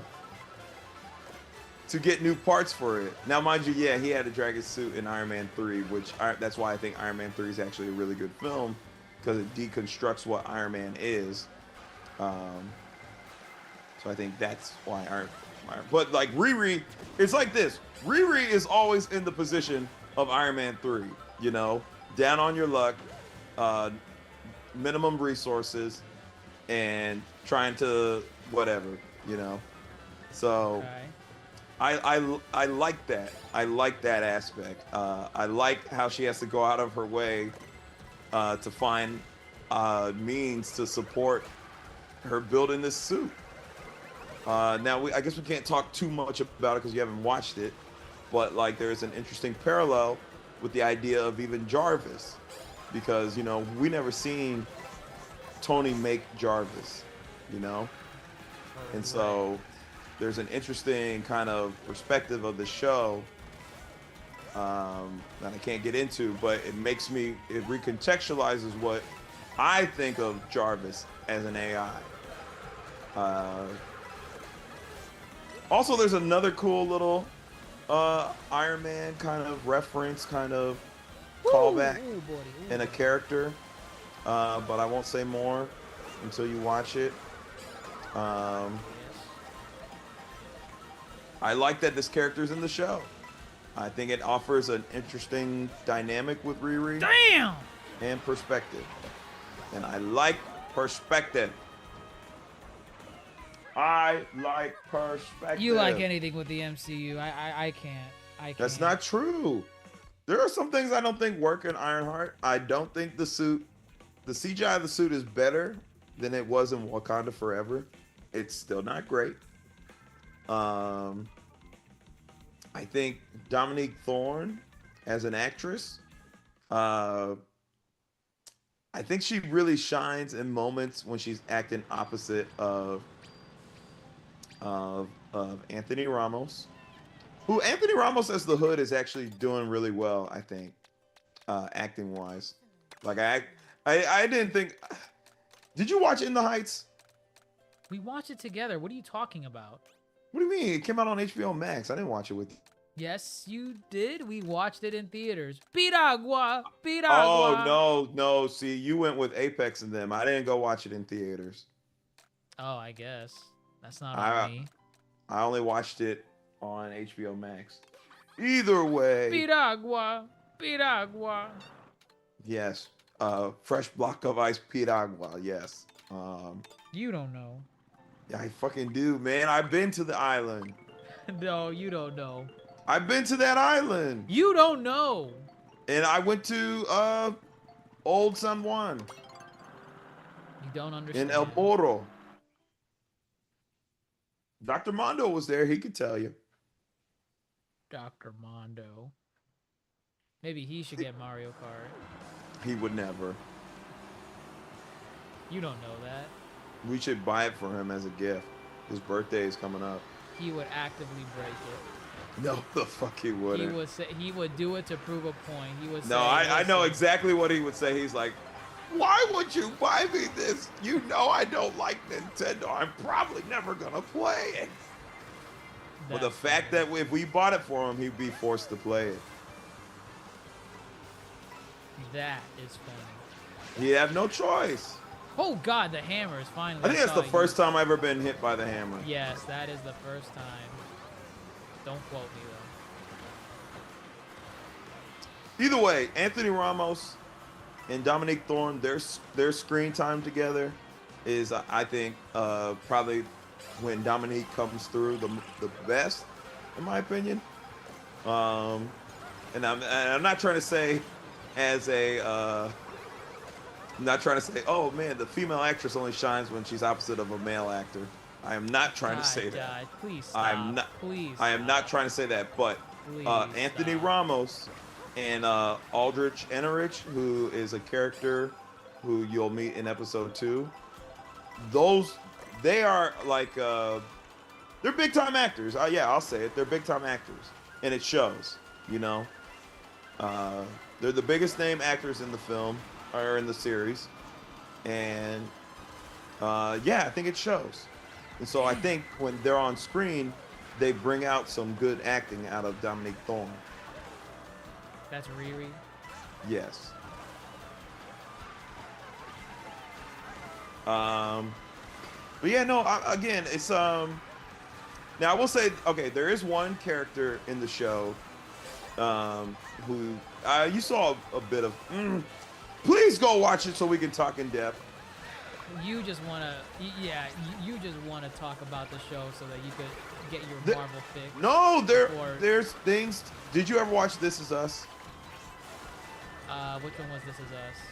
The TV show with the family. This Is Us? No. Yes, This Is Us. No. Why don't you like get cultured? Because I actually watch good stuff without having to rewatch old stuff over and over again. Why don't you ask your chat if This why Is are Us you is in a dead bad last? show? Why are you in 16th place? Because I'm out here again? talking about Ironheart. I don't care about this anymore. I don't care anymore. I just keep coming in last place. Because I don't care anymore. Jesus Christ. It don't matter to me. Can you try? I am trying. Listen, this is what I'm maybe I don't like the tracks. I don't know. There are some long stretches of no quick little ways to get back in front, and I'm fucked. So it's tough out here, man. I'm trying to be like these other racers. Oh, how about the Wario Shipyard? I don't remember that one. Here, how about we try this? What I'm gonna do, I'm gonna try one knockout tour, right?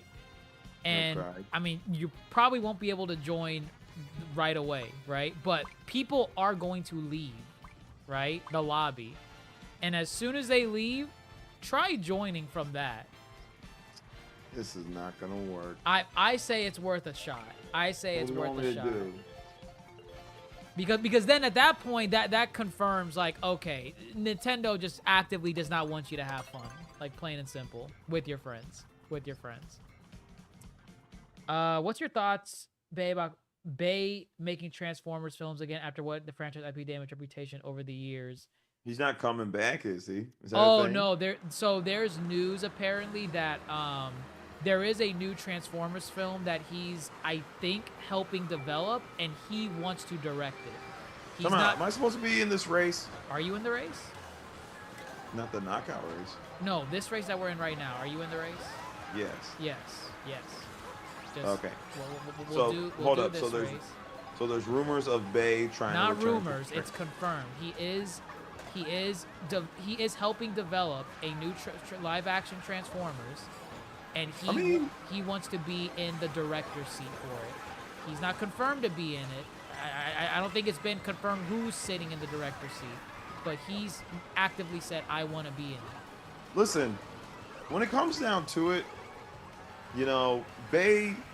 Okay, see, talking about like head, and we always talk about these things with, especially like with Marvel. It's like, who's really in charge of what's going on, and who's really at fault when something goes wrong. Bay is the director of those Transformer films. He's not listed as a writer, but obviously as a director, he could probably go back and say, hey, rewrite this, What semantics are you playing? What are you trying to say? What I'm getting at is, are the Bay films bad because of Michael Bay? Yes. Or are they bad because of the writers? They're bad because of Michael Bay. He is the director. He has been in the director's seat 5 times. 5 times. And listen, Transformers 1, guilty pleasure. I'll admit it, guilty pleasure. Transformers. Why does it have to be a guilty pleasure? It's because the it best is. Because Transformers 1 is not a good film. Transformers 1 is not a good film. Wait, hold on. When you say, you can't say Transformers 1. Just say Transformers 2007. Oh, no one's. Listen, we are clearly talking about the live action. So I'm gonna say. No, they thought you were talking about Transformers 1. No, you thought that. That's why you can't say that anymore. I can say it, so you can do what you want. You're gonna confuse people. All right, I'm saying Transformers 1, the first Transformers live action. It is a guilty pleasure. Some people might say it's a good film. I like the movie. It is not a good movie. It's just not. It's not a good movie, but I still like it. It's a guilty pleasure. It gets away with, especially that ending. Oh man, that ending. We are in the stall. I forgot the quote. My message goes out to all Autobots. We are here, and we are waiting for you. What? No, not you. We are waiting. Period. Whatever. What I've done. Iconic. That's iconic. Iconic. Once you leave that. Okay, by the way, if you want to stay in the race, you can. But I'm going to try Knockout Tour. And as soon as Knockout Tour finishes, I mean, you could try joining right now to see if it lets you in. But as soon as the first Knockout Tour. Okay, like right now. I'm going to join Knockout Tour right now. See if you can join. Okay. And then once the race is over, try joining again. Unable to join. Okay. So all right. Once this is done. All right. Yes, Transformers. Yes, Transformers 2007. Yes. Every Transformers after that has either gotten worse or it was tolerable. And I think the only tolerable one was Dark of the Moon, because it's clearly not better than the first film. Revenge of the Fallen, terrible, regardless if it was during the writer's strike from 2009. Transformers Age of Extinction, your favorite line about Romeo and Juliet lost. No. No, not my favorite line, no. And then Transformers Last Night. That was the worst. That was the worst one. Because the sheer concept of an evil Optimus Prime, like, no, get out of here. A, I don't want it. I don't want it at all. And B, if you're gonna do it, at least stick to it. At least stick with the concept for more than 5 minutes. They barely stuck with it. So yes, Michael Bay. Is not even on screen. He's not even. I hate it. I hate Last Night, and I'm glad that was the last one that he had any directorial say in those films. Because every film after that, it's had its fair share of problems. Like Bumblebee. I mean, some people like dislike Bumblebee. I love Bumblebee. I love the Bumblebee movie. And then some people. What was that one? Beast. Rise of the Beast. Rise of the Beast.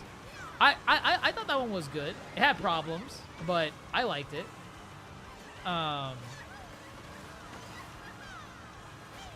Goodness gracious. But yes, that is all a Michael Bay. I don't know why you want to be like, well, I don't know.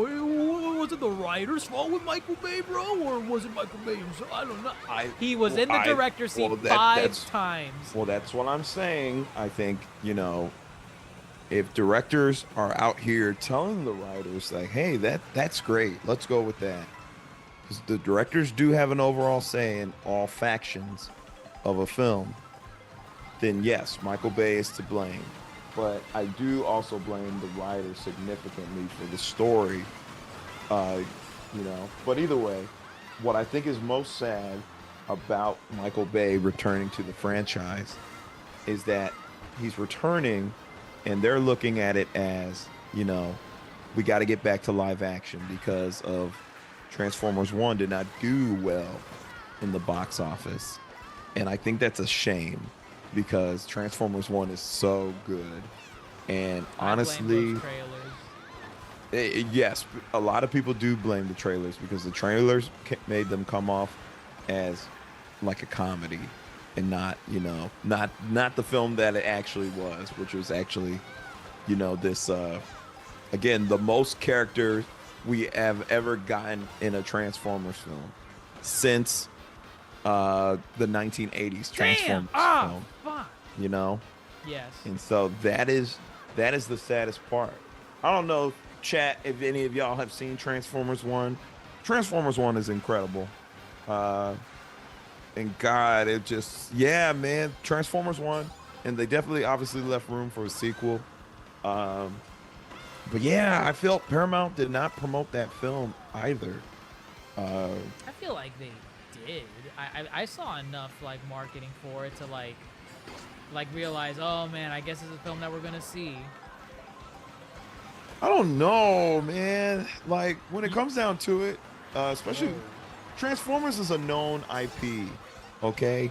And whether it's in an animated format or whatnot, people should have flocked to that film, okay? Teenage Mutant Ninja Turtles the year before did, it got back its budget, but I think it's the animation also. I think that plays an important role. You think what? The animation. Look at Eddie said, "You got the touch.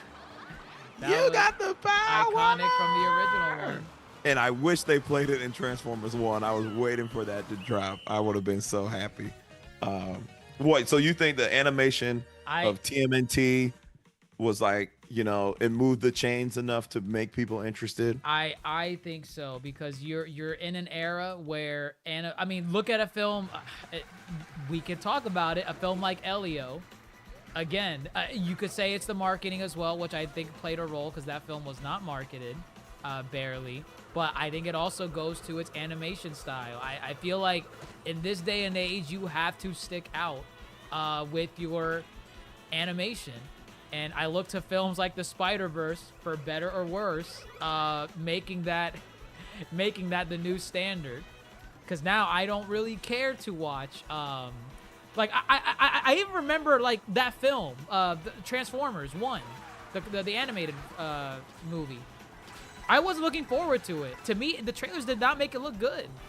Now I ended up liking the film, because I actually did watch it in theaters, and it was a pretty good film. I had problems with it more than I would say the average viewer. But what it did right, it did really well. But I don't know. I like TMNT Rise of the Mutants. To me, Mutant Mayhem. Which one is Rise of the Mutants? I don't know what the fuck is Rise of the Mutants. What is that, a video game? I know there's some subtitle that's like that somewhere. Fine, sure. But yes, the Mutant Mayhem animation style looked really clean. And it looked good. I mean, the trailers made it look good. I don't know. I feel like animation plays a big role in these, and I think Elio is a perfect example of that. I mean, yes. Looking at the animation of Elio, it doesn't necessarily tickle my brain to be like, yeah, let me go watch Elio because this looks like, you know, it's pushing or moving the chains for animation. That I can agree. That's why I really want to watch. It just came out on Netflix. Did you hear about K-pop Demon Hunters? I did. The Sony animation. We talked about it on the last stream. Oh, we did. Okay. Yeah, we did talk about it a little bit. So yeah, I do want to watch that because it's given, you know, Spider-Verse style type of animation. Familiarity. Not familiarity. I appreciate that type of art style, this kind of comic booky, this kind of little blend of, you know, 2D and 3D and whatnot. That's the stuff I like to see. If you ever watch Mitchell's versus the Machines, I know, yeah, we kind of did talk about this, but here, I'm getting off track. Oh, yes. The Predators, yes, Eddie's right. I need to watch that too. Predator films? The new Predator film that has a nice style of animation too. Have you seen that one? You seen the trailer for that one on Hulu? I think I've seen clips. It was an interesting style. The Predator franchise has been making a resurgence ever since Prey, and I still haven't seen Prey, but I really want to get back into it again. The animated Predator film is directed by the same dude that did Prey. So, and I think he's doing this new one that's coming out. There's one that's coming out. There's a live action one that's coming out in fall. I forget the name of it, but yeah, no, man, I do not want Michael Bay back. I really don't. You're just mean. Listen, here's a testament to Badland. That's the one. Badland, yeah, Badland. Listen, here's a testament to Michael Bay when he leaves a franchise and how a franchise could do better. Oh, wait, pause real quick. So I'm spectating. The race is almost over. So just you ready. Lost? Yeah, I lost really early. Loser. At least I raced. Loser. Hey, Clarence, thanks for the gift. Oh, wow, thanks, man, for the gifted membership. Amir, nice. Awesome, man. Thank you. Always appreciate it. Always appreciate people giving out gifted subs. Thank you, dude. But yes, just be ready because the lobby's gonna be open, and this will really confirm like if they do actively. Listen, this lobby says 7 out of 24. Okay, so I keep trying to hit join. Okay. That's unable. I'm just gonna keep hitting it. Yeah, just keep hitting it. Because right now it's spectating. So right. I'm gonna wait. Right now the race is done. It's just showing you the results screen, and then yeah, I guess people leave so they can go join another one. Yeah, because they're not spectating whoever is winning. They want to go to the next race. That makes sense. All right, you seen Bad Boys 3 and 4, right? Hold up. Try joining. I did. It's not saying unable to join. Oh, I'm unable to join. Damn, it filled up quick. That is such BS. Oh my god. Nah, just keep doing. No, this isn't as fun. Oh well, no. I want to get into a knockout, but I'll just keep. I already. Oh wait, hold up. Let me try it now. Hold up. Wait, I left though. Oh, you left. Oh. Yeah. Beaker said Nintendo Switch 2 just died. Oh, no worries, man. No worries. We're not in a race right now. But did it? It probably lets you join now. Maybe, I don't know. Like you're not in knockout anymore. Listen, you've seen Bad Boys 3 and 4, right? 3 and 4. Yeah. I'm pretty sure I have seen the 4th one. I'm pretty sure. They're like the 2020 Bad Boys that came out. I know they're the most recent ones. I'm trying to remember if I saw the most recent one, the 4th one. I think I did. Is that the one where it opens inside of the gas station where Martin Lawrence goes into... No, Will Smith's character goes in to buy like some food. And Martin Lawrence is like, listen, please don't start anything, man. Just go in there and get out. I think that's the 4th one. Okay, then the 4th one opens like that. Then I did see that one. I did see that one. All right. By the way, did you join? Oh God, no, Jesus. Oh, God. All right, I just joined. Okay. Okay, Michael Bay did the original Bad Boy films. Bad Boys 3 and 4 are significantly better without Michael Bay. And there you go. But it's because they also got competent people to take up the franchise. But it's also because Michael Bay, when he touches the comment you made earlier about like, is it the writers? It's like, no, it's Michael Bay. It's Michael Bay. What conversations he has with these people, and he's like, yeah, keep that corny line in there, or yeah, keep Megan Fox in there, like, you know, with barely any clothes on or whatever. Whether or not he's giving the go-ahead for that, it don't matter. But when he's involved in that director seat, that is where you get subpar quality with his films. Well, like, what I think is most annoying is, you know, of the Transformers films, the ones that made money are the Michael Bay ones. You know, that's true. Yeah. And the studios are probably going to look at just that aspect and not look at what Transformers 1 got right. And we're going to go back into getting a white male lead and making the film about them and not the Transformers.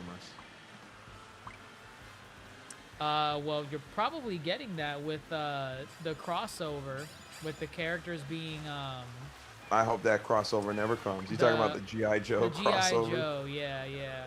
I hope that crossover never comes. Who cares about G.I. Joe right now? You do. I sure don't. You were one of those few people that went to see Snake Eyes in IMAX. And I never saw Snake Eyes. And you were like, bro, you guys got to see this movie. He's a ninja. That is a lie. That never. Absolutely not. Wow.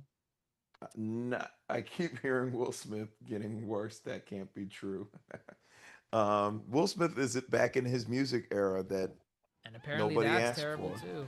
Well, nobody asked for it, and yeah, it's weird.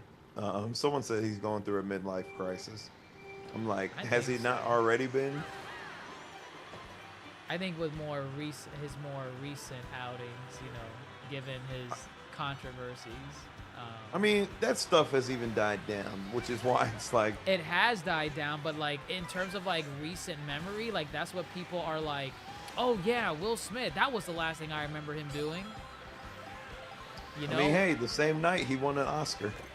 And can you, like, that is so funny that... How that night's forever tainted. How that is forever tainted with him because Will Smith is a great actor. We know this.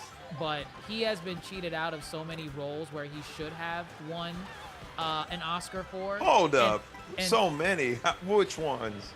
Pursuit of Happiness. That's the only one he's been nominated. Well, that and Ali. Those are the only other times he's been nominated. Mean. Jesus Christ. Like, don't worry about the semantics. Listen to the point. So people have always said, like, why has he been cheated out of all these Oscars? And the one time he actually wins this goddamn Oscar, the attention of it is thrown out of the way completely because of what happened with Chris Rock that time. And it's just, the man cannot catch a break. The man cannot catch a break. He's if you're wondering why Will Smith is going through it, like, there's your reason. There's your reasoning. Well, on top of that, too, he had the whole entanglement. Oh, right. Yeah, he should have left Jada a long time ago, but it's too late for Yeah, yeah. Um, but hey, he's looks like he's having fun. Oh, I got a communication error. What was this song? I like pretty girls. Oh, girls, so you've seen the song. Girls. I've seen the first 5 seconds. That's I it. like pretty girls. Oh my God. You know, it's some so people. bad. You know what? There were people like you that instead of just calling it a bad song, they do this semantics thing where they're trying to justify, and they're like, well, when you slow down the tempo to like 1.5, it actually is not that bad of a song. I never said it wasn't a bad. I didn't say it was a good song. I never said it was a good song. I don't think it's a good song. I think it's pretty generic and honestly, I'm just like, man. But you know, I get it because like artists should always try to grow and whatnot. But I'm like, what is he growing with that? well, he's not doing the whole, you know, you know the Family Guy skit where Will Smith on the answering machine. No, it's Will Smith in the studio trying to make rap music that doesn't curse. Nah, I haven't seen that skit. If you don't know that Family Guy skit, that Family Guy skit speaks perfectly to Will Smith's rap style. So, as an artist, you know, it would have probably been easy for Will Smith to go back to that style of music, but, you know, he wants to grow as an artist, which is why now we have I like pretty girls. You like it. I don't. I think it's like awkward. Girls. I think it's awkward, and I think he looks awkward in the music video. Why? Because he's small? No, it's his face and the face that he's making. I bet you Jada encouraged him to do it. I mean, maybe. I think they have this humiliation ritual with that family where every so often she's like, Will, it's that time of the year. It's been 2 years. You got to do something embarrassing. 1 year it was YouTube Rewind, and then 1 year it was the Chris Rock slap. Now it's this. She's like, Will, it's that time. You promised. This is for our family. Or even the table talk, the red table talk where he's like, Will, it's that time. You got to come on the table talk and express your feelings. We got to do this. Jada, I don't want to. Will, we promised. You promised this family. Oh man, I believe it. I believe it. There is some humiliation ritual that goes on in that family that Will has to be beholden to. I mean, I don't put anything past that family. The only one in that family that I currently give a damn about is Willow, because she's actually putting out really good music. No, she's putting out really good music. Ever since she got in her rock era, she's been putting out good stuff. So she's the only one I care about. Did you not listen to that song? No. I have such big feelings. I know you know, I know you've got problems.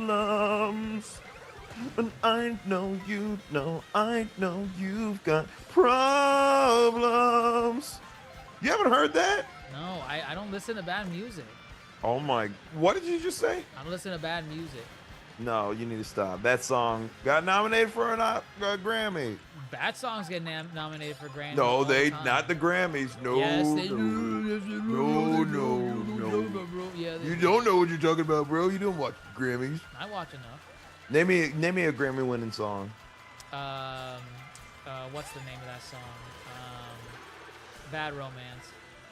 I don't think it won a Grammy. Of course. I don't think so, bro. I don't think so. I know Grammy songs. I don't think so. I know. I know my song. Shut the fuck up. Shut up. I don't think it won a Grammy. I don't think it won a Grammy. Of course I'll look it up. I don't think it won a Grammy. Or somebody in chat, please fact check this man. I don't think Bad Romance. Beastie Boys or Beastly Boys? Beastie Boys. What about Beastie Boys? Dimitri in chat saying he's listening to Beastly Boys. I don't know if you mean Beastie Boys or Beastly Boys. I know Beastly Boys. I don't know Beastly Boys. I know Beastie Boys. Yeah. Pretty sure Beastie Boys got a Grammy. Yeah, there we go, baby. First place, number 1. There we go, baby. Yeah, baby. There we 17th go, baby. place, baby. Actually, 18th place. Jesus. That's where you belong. At the bottom. Oh, Dimitri's talking about, yeah, he meant Beastie Boys because Sabotage. Oh, okay, You know, Sabotage. Now, Stray Kids, Eddie, I know that's a K-pop group. The only quote unquote, the only K-pop group I've been listening to, and I know they're not a real K-pop group, is what's their name? The girls. What's those girls' names? I like pretty girls. No, Cat's Eye. Cat's Eye. Oh, you seen Cat's Eye? K-pop group? Cat's Eye is an international group that uses the K-pop mythology of forming a boy band or a girl band. Cat's Eye is one of the few. But only one of them is actually Korean, so. Doesn't count. Well, but no, but their producers and the people that put the band together, they put these other K-pop groups together. They're just using the formula because it's a winning formula. I see. They have a whole show about it on Netflix. I guess. Either way, we got on the subject of Will Smith because we were talking about Michael Bay. I don't want Michael Bay back. No, I don't. No one does. Because I don't think Michael Bay is going to learn from. I don't think he's even going to look at Transformers 1. Why would he? I mean, I don't trust him to. I think he's stupid. He's stupid. I hate him. I hate him. I hate him. I don't hate him, but he's stupid. Do you like stupid people? I don't like stupid people. You do. No, I do not. What name a stupid person I like? I like you. I'm not stupid. I don't know. What do you mean you don't know? I don't know. I'm not stupid. I'm not dumb. I'm a smart boy. I am smart. I know my ABCs. Have you heard me tonight? I said nothing but smart things tonight. You said some nonsense of, it wasn't really Michael Bay that was the problem with Transformers, bro. No, I really said, Michael is Bay? he the sole? Is he the sole Is he the reason? sole reason, bro? I like semantics, bro. Is he the sole reason, bro? It's not Bro? about semantics, Are you man. there? It's more Are you there, intricate bro? than it's. Listen, it's more intricate than just saying. Oh, look. Eddie's raised. Eddie throwing fire. He's saying What'd he Michael say? Bay's like Zack Snyder. Ooh. That's fair. Because Zack Snyder. Would you agree really, with that? Michael Bay is like Zack Snyder. Zack I don't like Zack Snyder. You don't like Zack Snyder? The Snyderverse? No. Oh, wow. Look at you. Listen, I give Zack Snyder. You're not. I give him 300. I barely give him Watchmen. You said you loved Sucker Punch. Shut the fuck up. No. You said that. I never said that. No, you're lying. You're lying. You're a liar. I hate you. You're a liar. You're lying. Was that Marcus? Who's Marcus? No, I think that's supposed to be. Doesn't Green Goblin at one point say you're lying? Oh, no, it's not Green Goblin. I honestly can't remember who says it like that.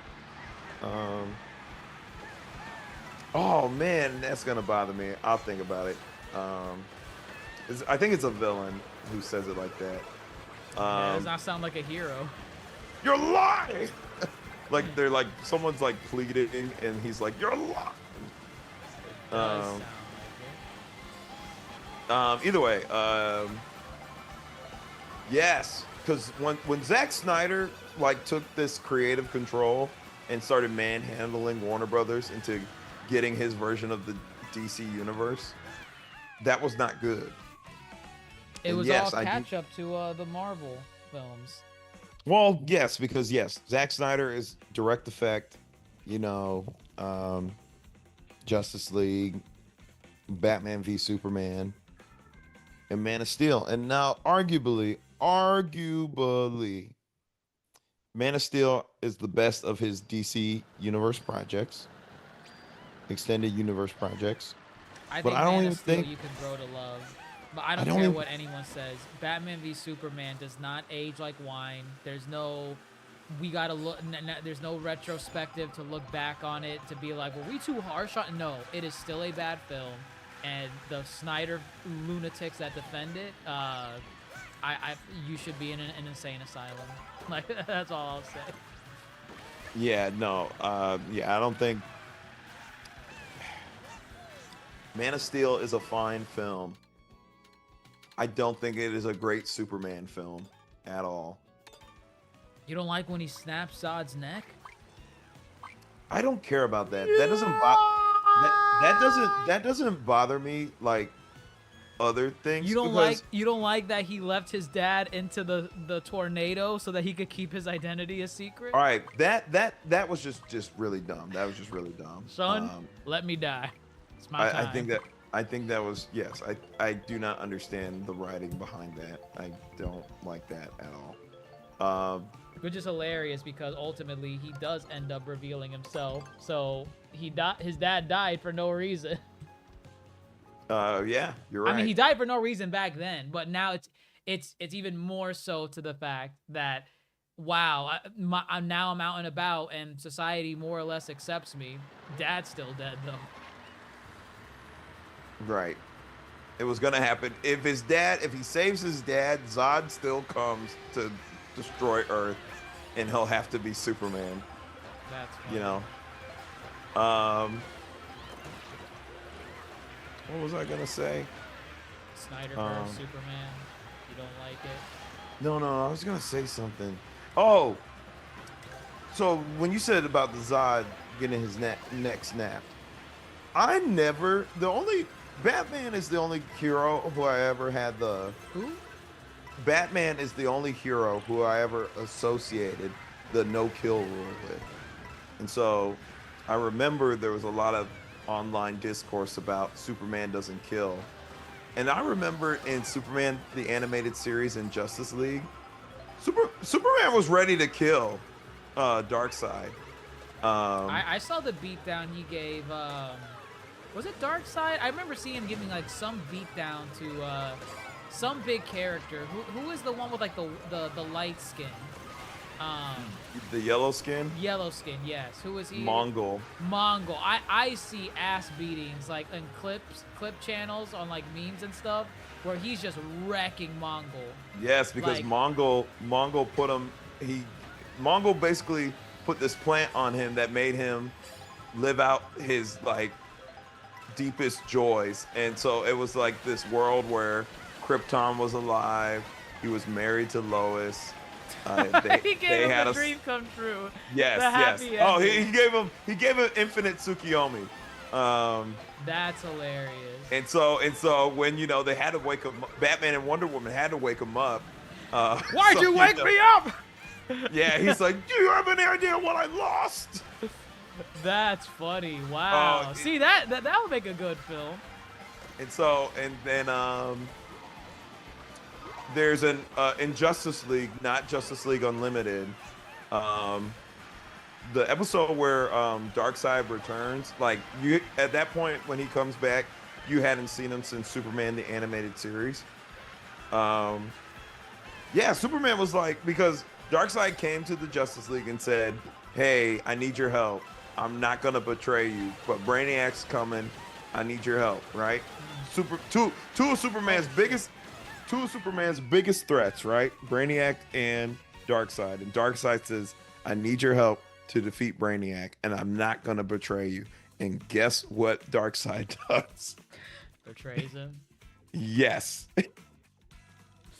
And so, oh man, it's such a good episode, because in this episode, Superman's like, "I don't want Darkseid to make me look like a fool again," because in Superman the animated series, he brainwashed Superman and made Superman attack the Earth, right? Okay.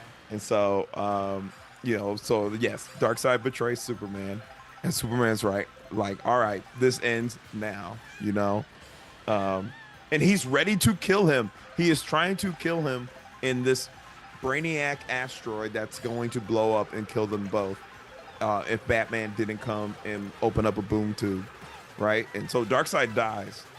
And so Darkseid dies in that episode because because Superman kills him, or no. So Superman is going to kill him, but Superman would have died in the explosion as well.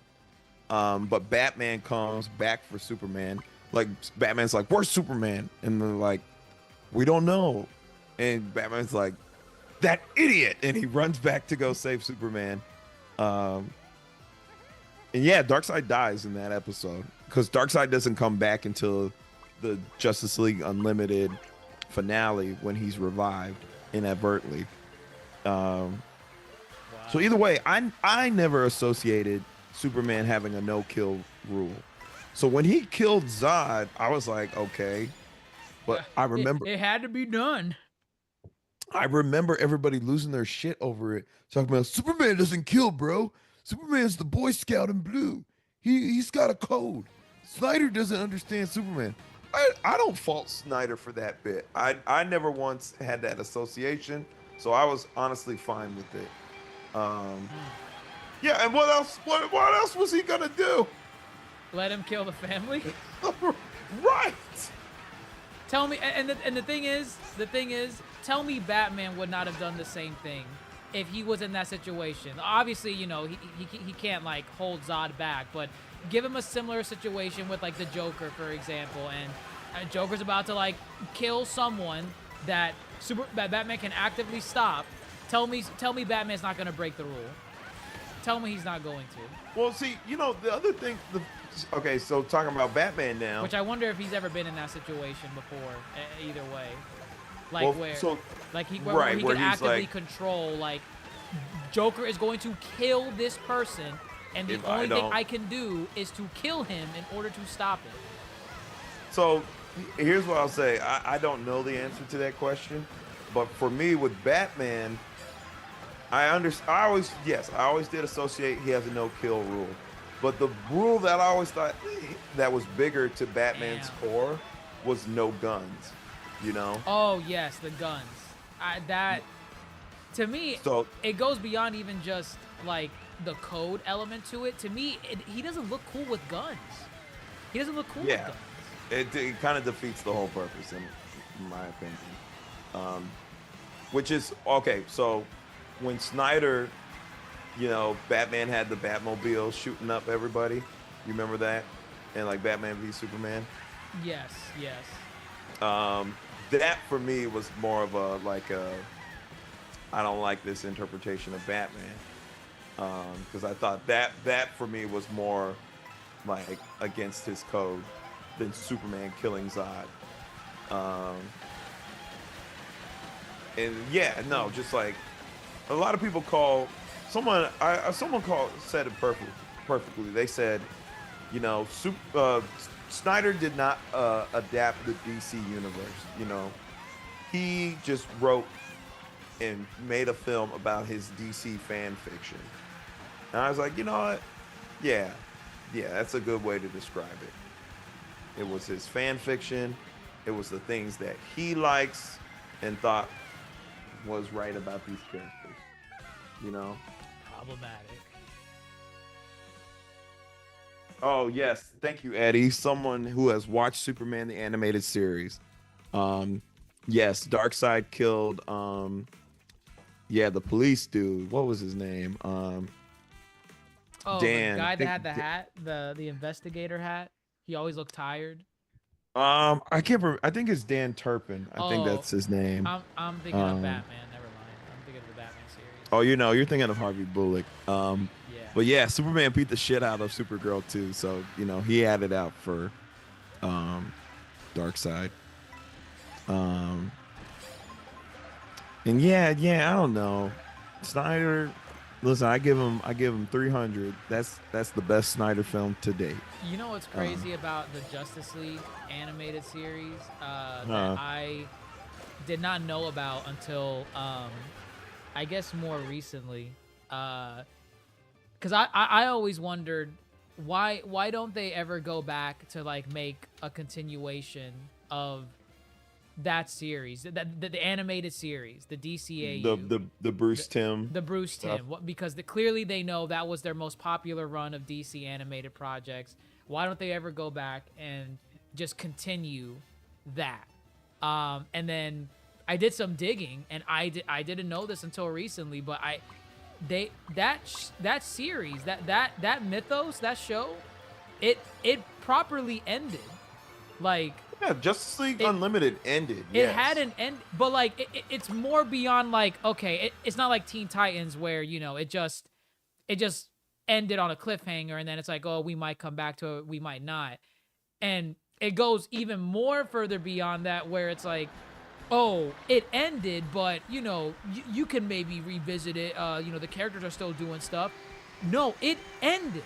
Like, it straight up fucking ended. They told all the stories from the early beginnings of Batman the Animated Series to Superman the Animated Series all the way to Justice League. They told all the stories they wanted to tell. In a way, it was the first MCU.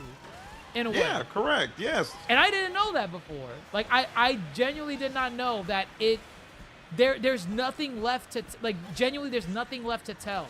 I mean, they could tell more stories, but they could, but like they've already done the dark side stuff. They've already done the, you know, the stuff that people naturally want to see, like say for example they were just starting the MCU, right? You want to see Thanos, right? You want to see the build of Thanos. So the logic is when you do a DC show, a Justice League show, you want to see Darkseid. They already did Darkseid.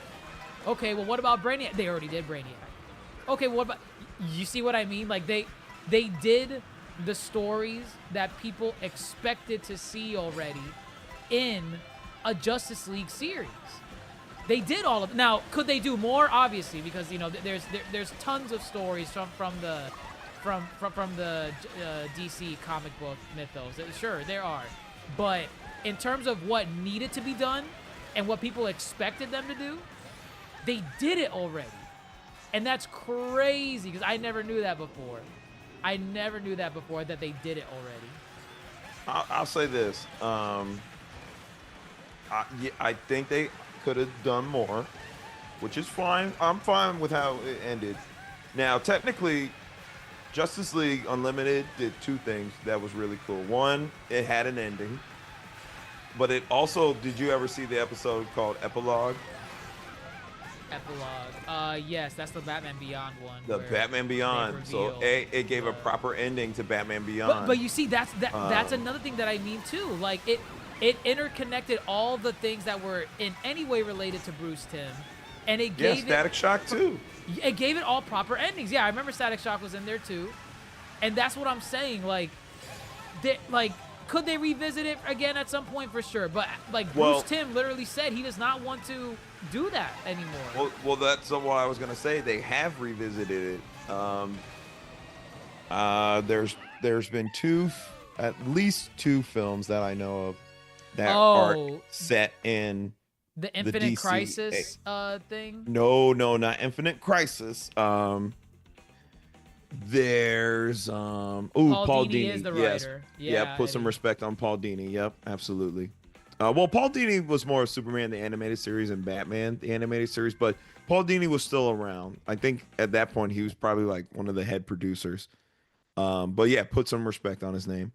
No, there was a Justice League movie that featured like the what is it? The people from the future. What are they called? The heroes, League of Superheroes. And then they had a Harley Quinn movie that starred Batman, Harley Quinn, and Nightwing from Batman the Animated Series. Those were the most recent continuations of the DCAU. The Fatal Five. The Fatal Five, yeah, that's it. The Fatal Five.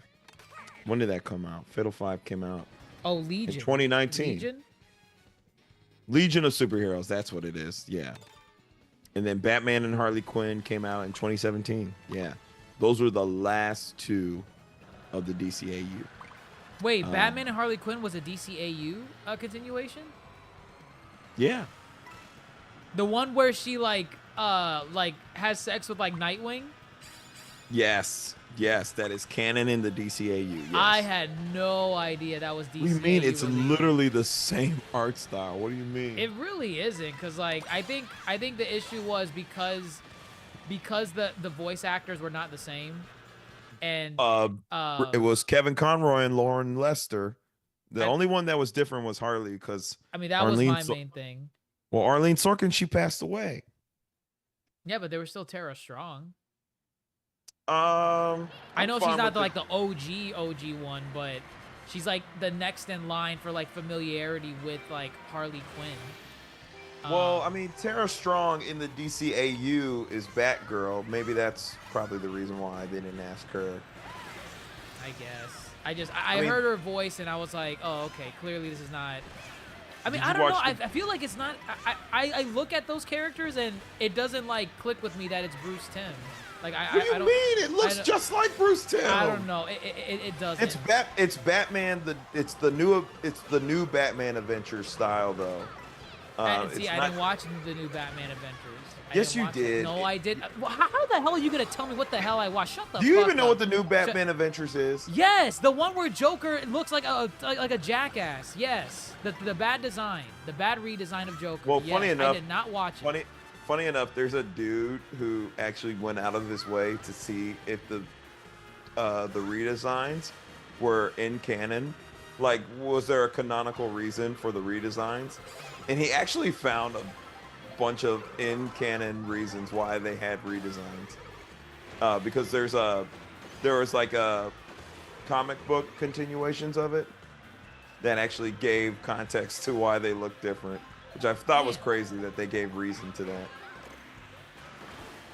You've never seen any of those episodes? I probably saw a little bit of it, but in comparison to Batman the Animated Series, no, I did not watch the new Batman Adventures, and I could not tell you episodes from them. I mean, it's still the same continuation. It's just a different animation style to match Superman. That's probably why I didn't recognize Harley Quinn from the show. Well, Harley Quinn's design never changed. The only, most of and the also villains, the tone of the film too. It seemed like way more comedic. Also, like it's definitely it is a comedy. So yes, given the tone of it and the change in the voice actress and the new animation style, it did not click to me that was a DCAU continuation. I don't know what else the fuck it would have been. I don't watch those films for that. What do you watch them for? I just watch them just to watch them. I think I watched it out of curiosity.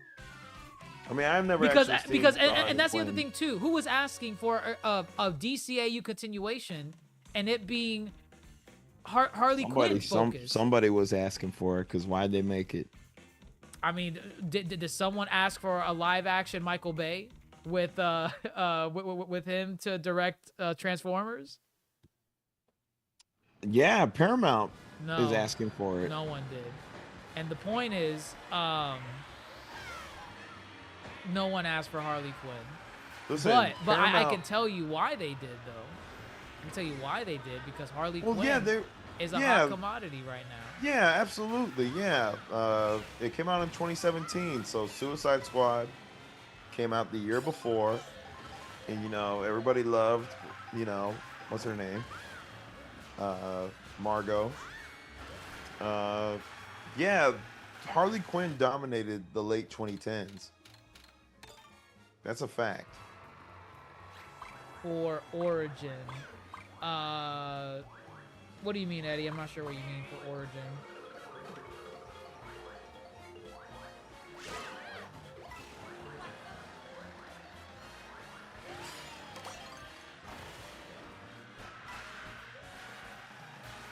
You got one more in you? A race? Yeah. Yeah, that's fine. Or what are you feeling? We could do one more. You want to do one more? Ooh, yeah.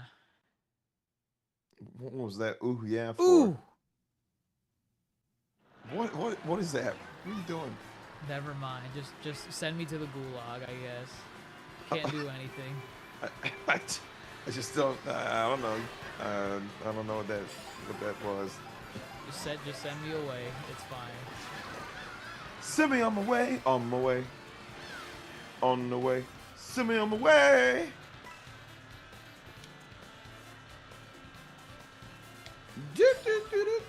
All right.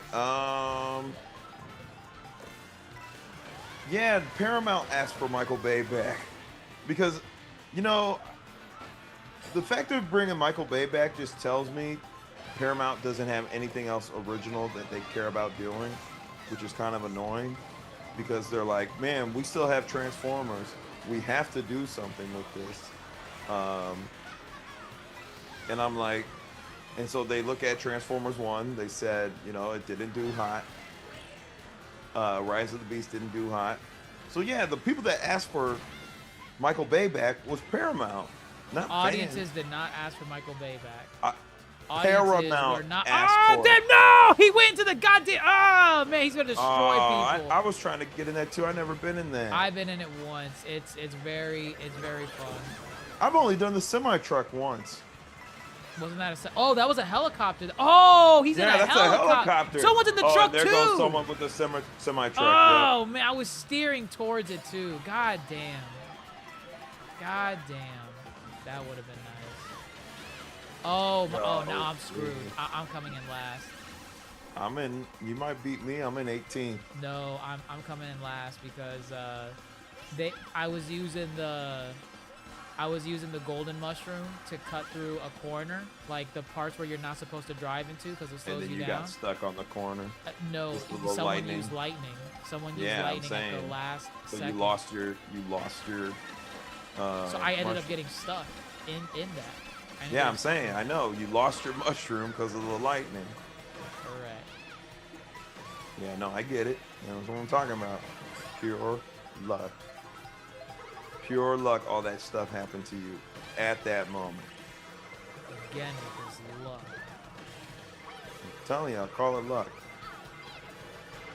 Oh, I got squished. Oh, fuck, I got squished too. God damn, who has all these big mushrooms? Jesus. Yep, I got squished again. Someone's named W for one bowl. Someone is named W for one bowl. In the race? Yeah, he's the Mario guy. The Mario with like the sun. Yeah, I'm racing right next to him. That's a clever name.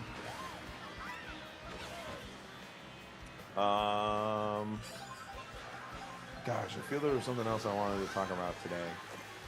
Oh, you caught up on the bear? Oh, still in season 1. Oh, you know, just forget it. Just, you know, you're just disappointing to talk to. You know, you're behind on it. Oh, fine. You watch Squid Game season 2? I started episode 1. Need to finish it.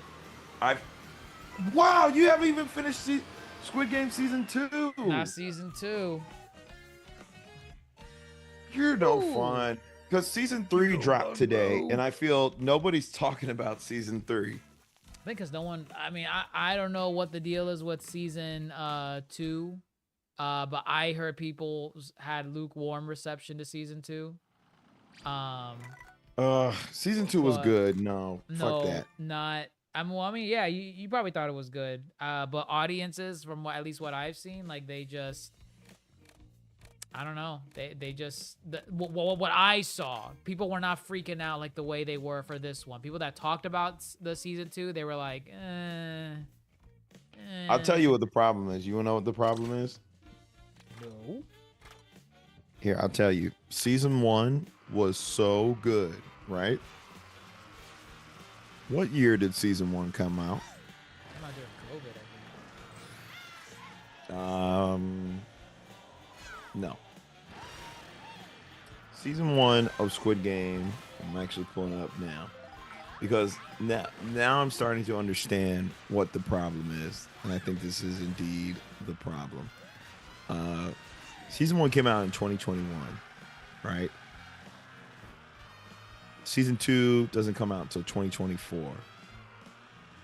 That's So a it 3-year did come gap. out in COVID, you jackass. My God. 2021 September. Yes, that was not lockdown. That is still that COVID was still rampant through everyone's minds, not to the point of lockdown, but that is still COVID. Jesus Christ. No, Just I call contrarian COVID for the 2020. sake of being contrarian. I call COVID 2020. Continue. 2020 Move on is past COVID. the point where you're wrong. Just continue. The point What is it?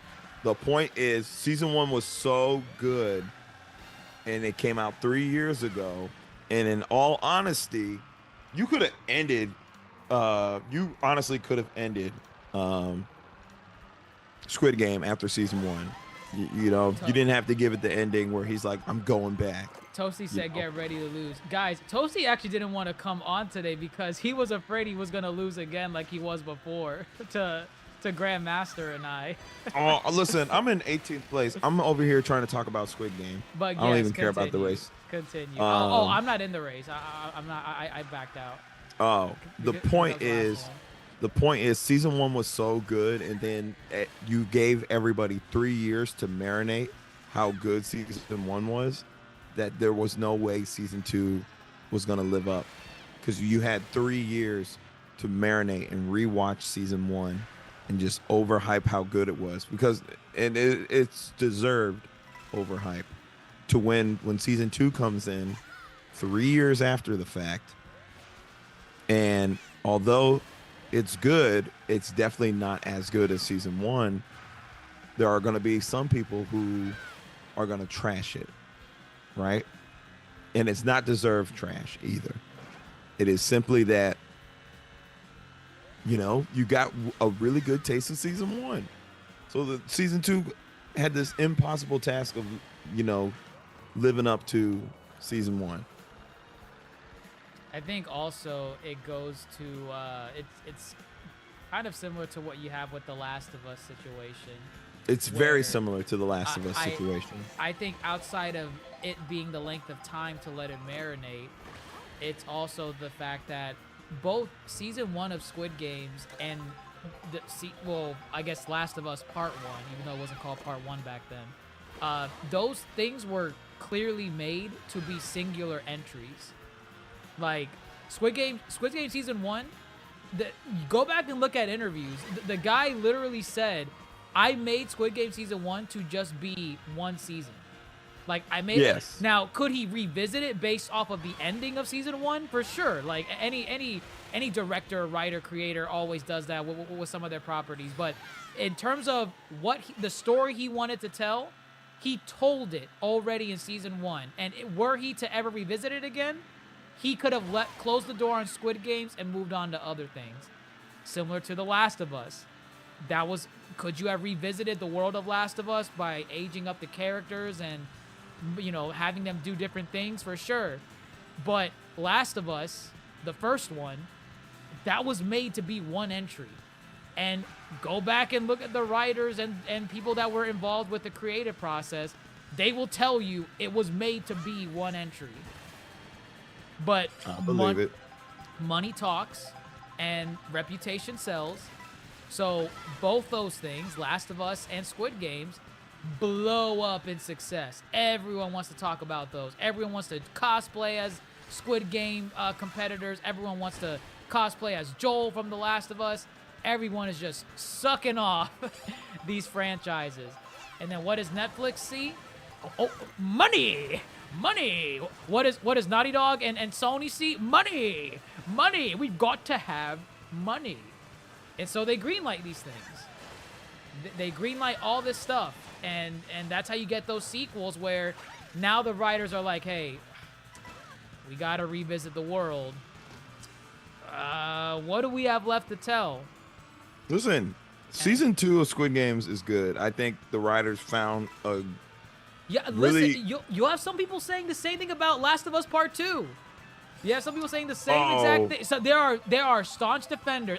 You could even ask your brother. There are defenders of Last of Us Part 2 because they see what other people cannot, apparently. Some quality of merit in those projects. Well, there's more people that enjoyed season 2 of Squid Games than Last of Us Part 2. Yeah. I think that's understood. And I would encourage you to do your due diligence and catch up. Of what? Probably gonna Squid Games. Yeah, I'm gonna try and catch up this weekend. I actually have plans to catch up this weekend. There you go. Yeah, I'm the Bear. I gotta finish the Bear and Squid Games before all the spoilers come out. I gotta watch the K-pop Demon Hunters. I know chat. Man, listen. You know, chat's been itching for us to talk about some films. We haven't talked about films in a minute. Jurassic World comes out next week. No, you could stop. You need to stop. You know what chat we could talk about it on stream.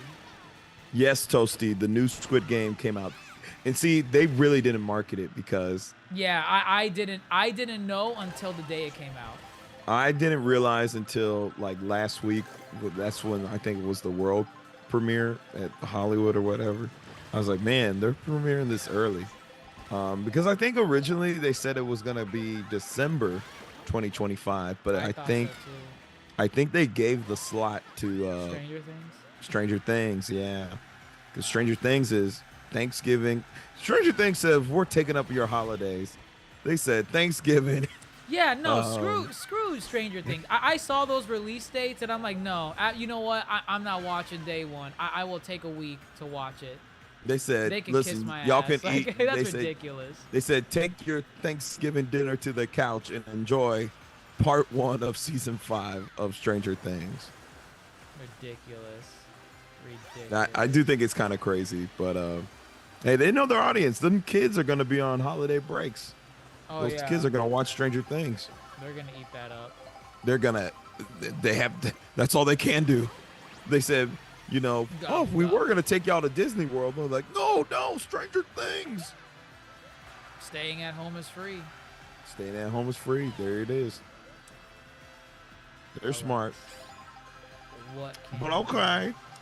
But this is a good one. We could do this again. Let's watch. Let's reconvene when we've seen Squid Games. And but why don't you also finish Ironheart, please? Well, or catch up. Fine. Next week. For next week. I will catch up with Ironheart, so that next time we go live, we can talk about Ironheart and how mid it is. And then Jurassic. I don't know. You're gonna have to drag me out for Jurassic World because I do not care for that franchise. Listen, if you don't go watch and Jurassic actually, World, I haven't even seen the last one either, so I gotta go see. Oh, that. you don't need to. No, this is like a soft reboot. No, because they're not bringing back anybody. It doesn't matter. It's still a continuation. It's still a continuation. Yeah, I'm thinking they're calling it a soft reboot. I need confirmation. We'll see. But okay. we got some films and shows to catch up on. So, and all then right. We're not covering games till Donkey Kong, so. Yeah, and I don't even know what that. I guess you know what would be interesting. We could actually probably play Donkey Kong like on stream, maybe. Like all of us play Donkey Kong. Obviously, we can't play together. Or I don't know. Maybe we can talk about it. What, you want to boot it up at the same time? We can boot up at the same time and see our different experiences. And then, or I don't think there's online play for this, but I know with Pauline, because she's like the companion in the game, right. There is 2-player co-op with that. Oh, is there? Yes. A second player can control Pauline to help DK. I don't know if that's just local, and I feel like it is local, but there's a chance that it'll be online as well. Oh, that'll be interesting. Right. But I feel like it's local because that just sounds like a couch co-op type of thing that Nintendo will let you do. Not I can't believe they even decided to do that. I think that's cool. Right. Well, I mean, it was a good marketing stunt because if you look at the old Donkey Kong box art for this game, DK, obviously Pauline was not on the box art, but where she was gonna be, there's a purple rock there. Like a purple sentient rock, and that was the rock she was trapped in this whole time until they revealed her like a week ago. Interesting. So she burst. So Donkey Kong beat his chest. He does the monkey thing. Yeah, I see the purple rock. And then the out box art. Right, and then out comes Pauline, and then now she appears on the box art where that purple rock used to be. Clever stuff. Clever marketing. They already did more than Squid Games. They did better. Yeah. But all right, folks, we'll wrap it there for tonight. Thanks so much, chat, for stopping by to say hello. Thank you for everyone that gifted memberships. You guys are the best. Make sure you like the stream. Make sure you're subscribed. All that jazz. We will catch you on the next one. Are you done racing? Yes, Toasty. We've been going at this for quite some Peace time. out, Eddie. Let's catch you next time, Eddie. Thanks for stopping by, man. And Toasty, next time, if you're not afraid to lose, next time you can join Toasty, us. I know you didn't want to this time. Toasty, you got replaced by Dimitri. Oh, yeah. Dimitri's a way better racer than you, Toasty. God damn. He's a better racer than all of us. No. Okay, yeah, maybe. But Toasty was dead last all the time. So, anyways, we'll catch you on the next one, folks. DJ signing off. Yonko Table signing off. Grandmaster Hoop signing off. And we'll see you on the next one. Take care, guys.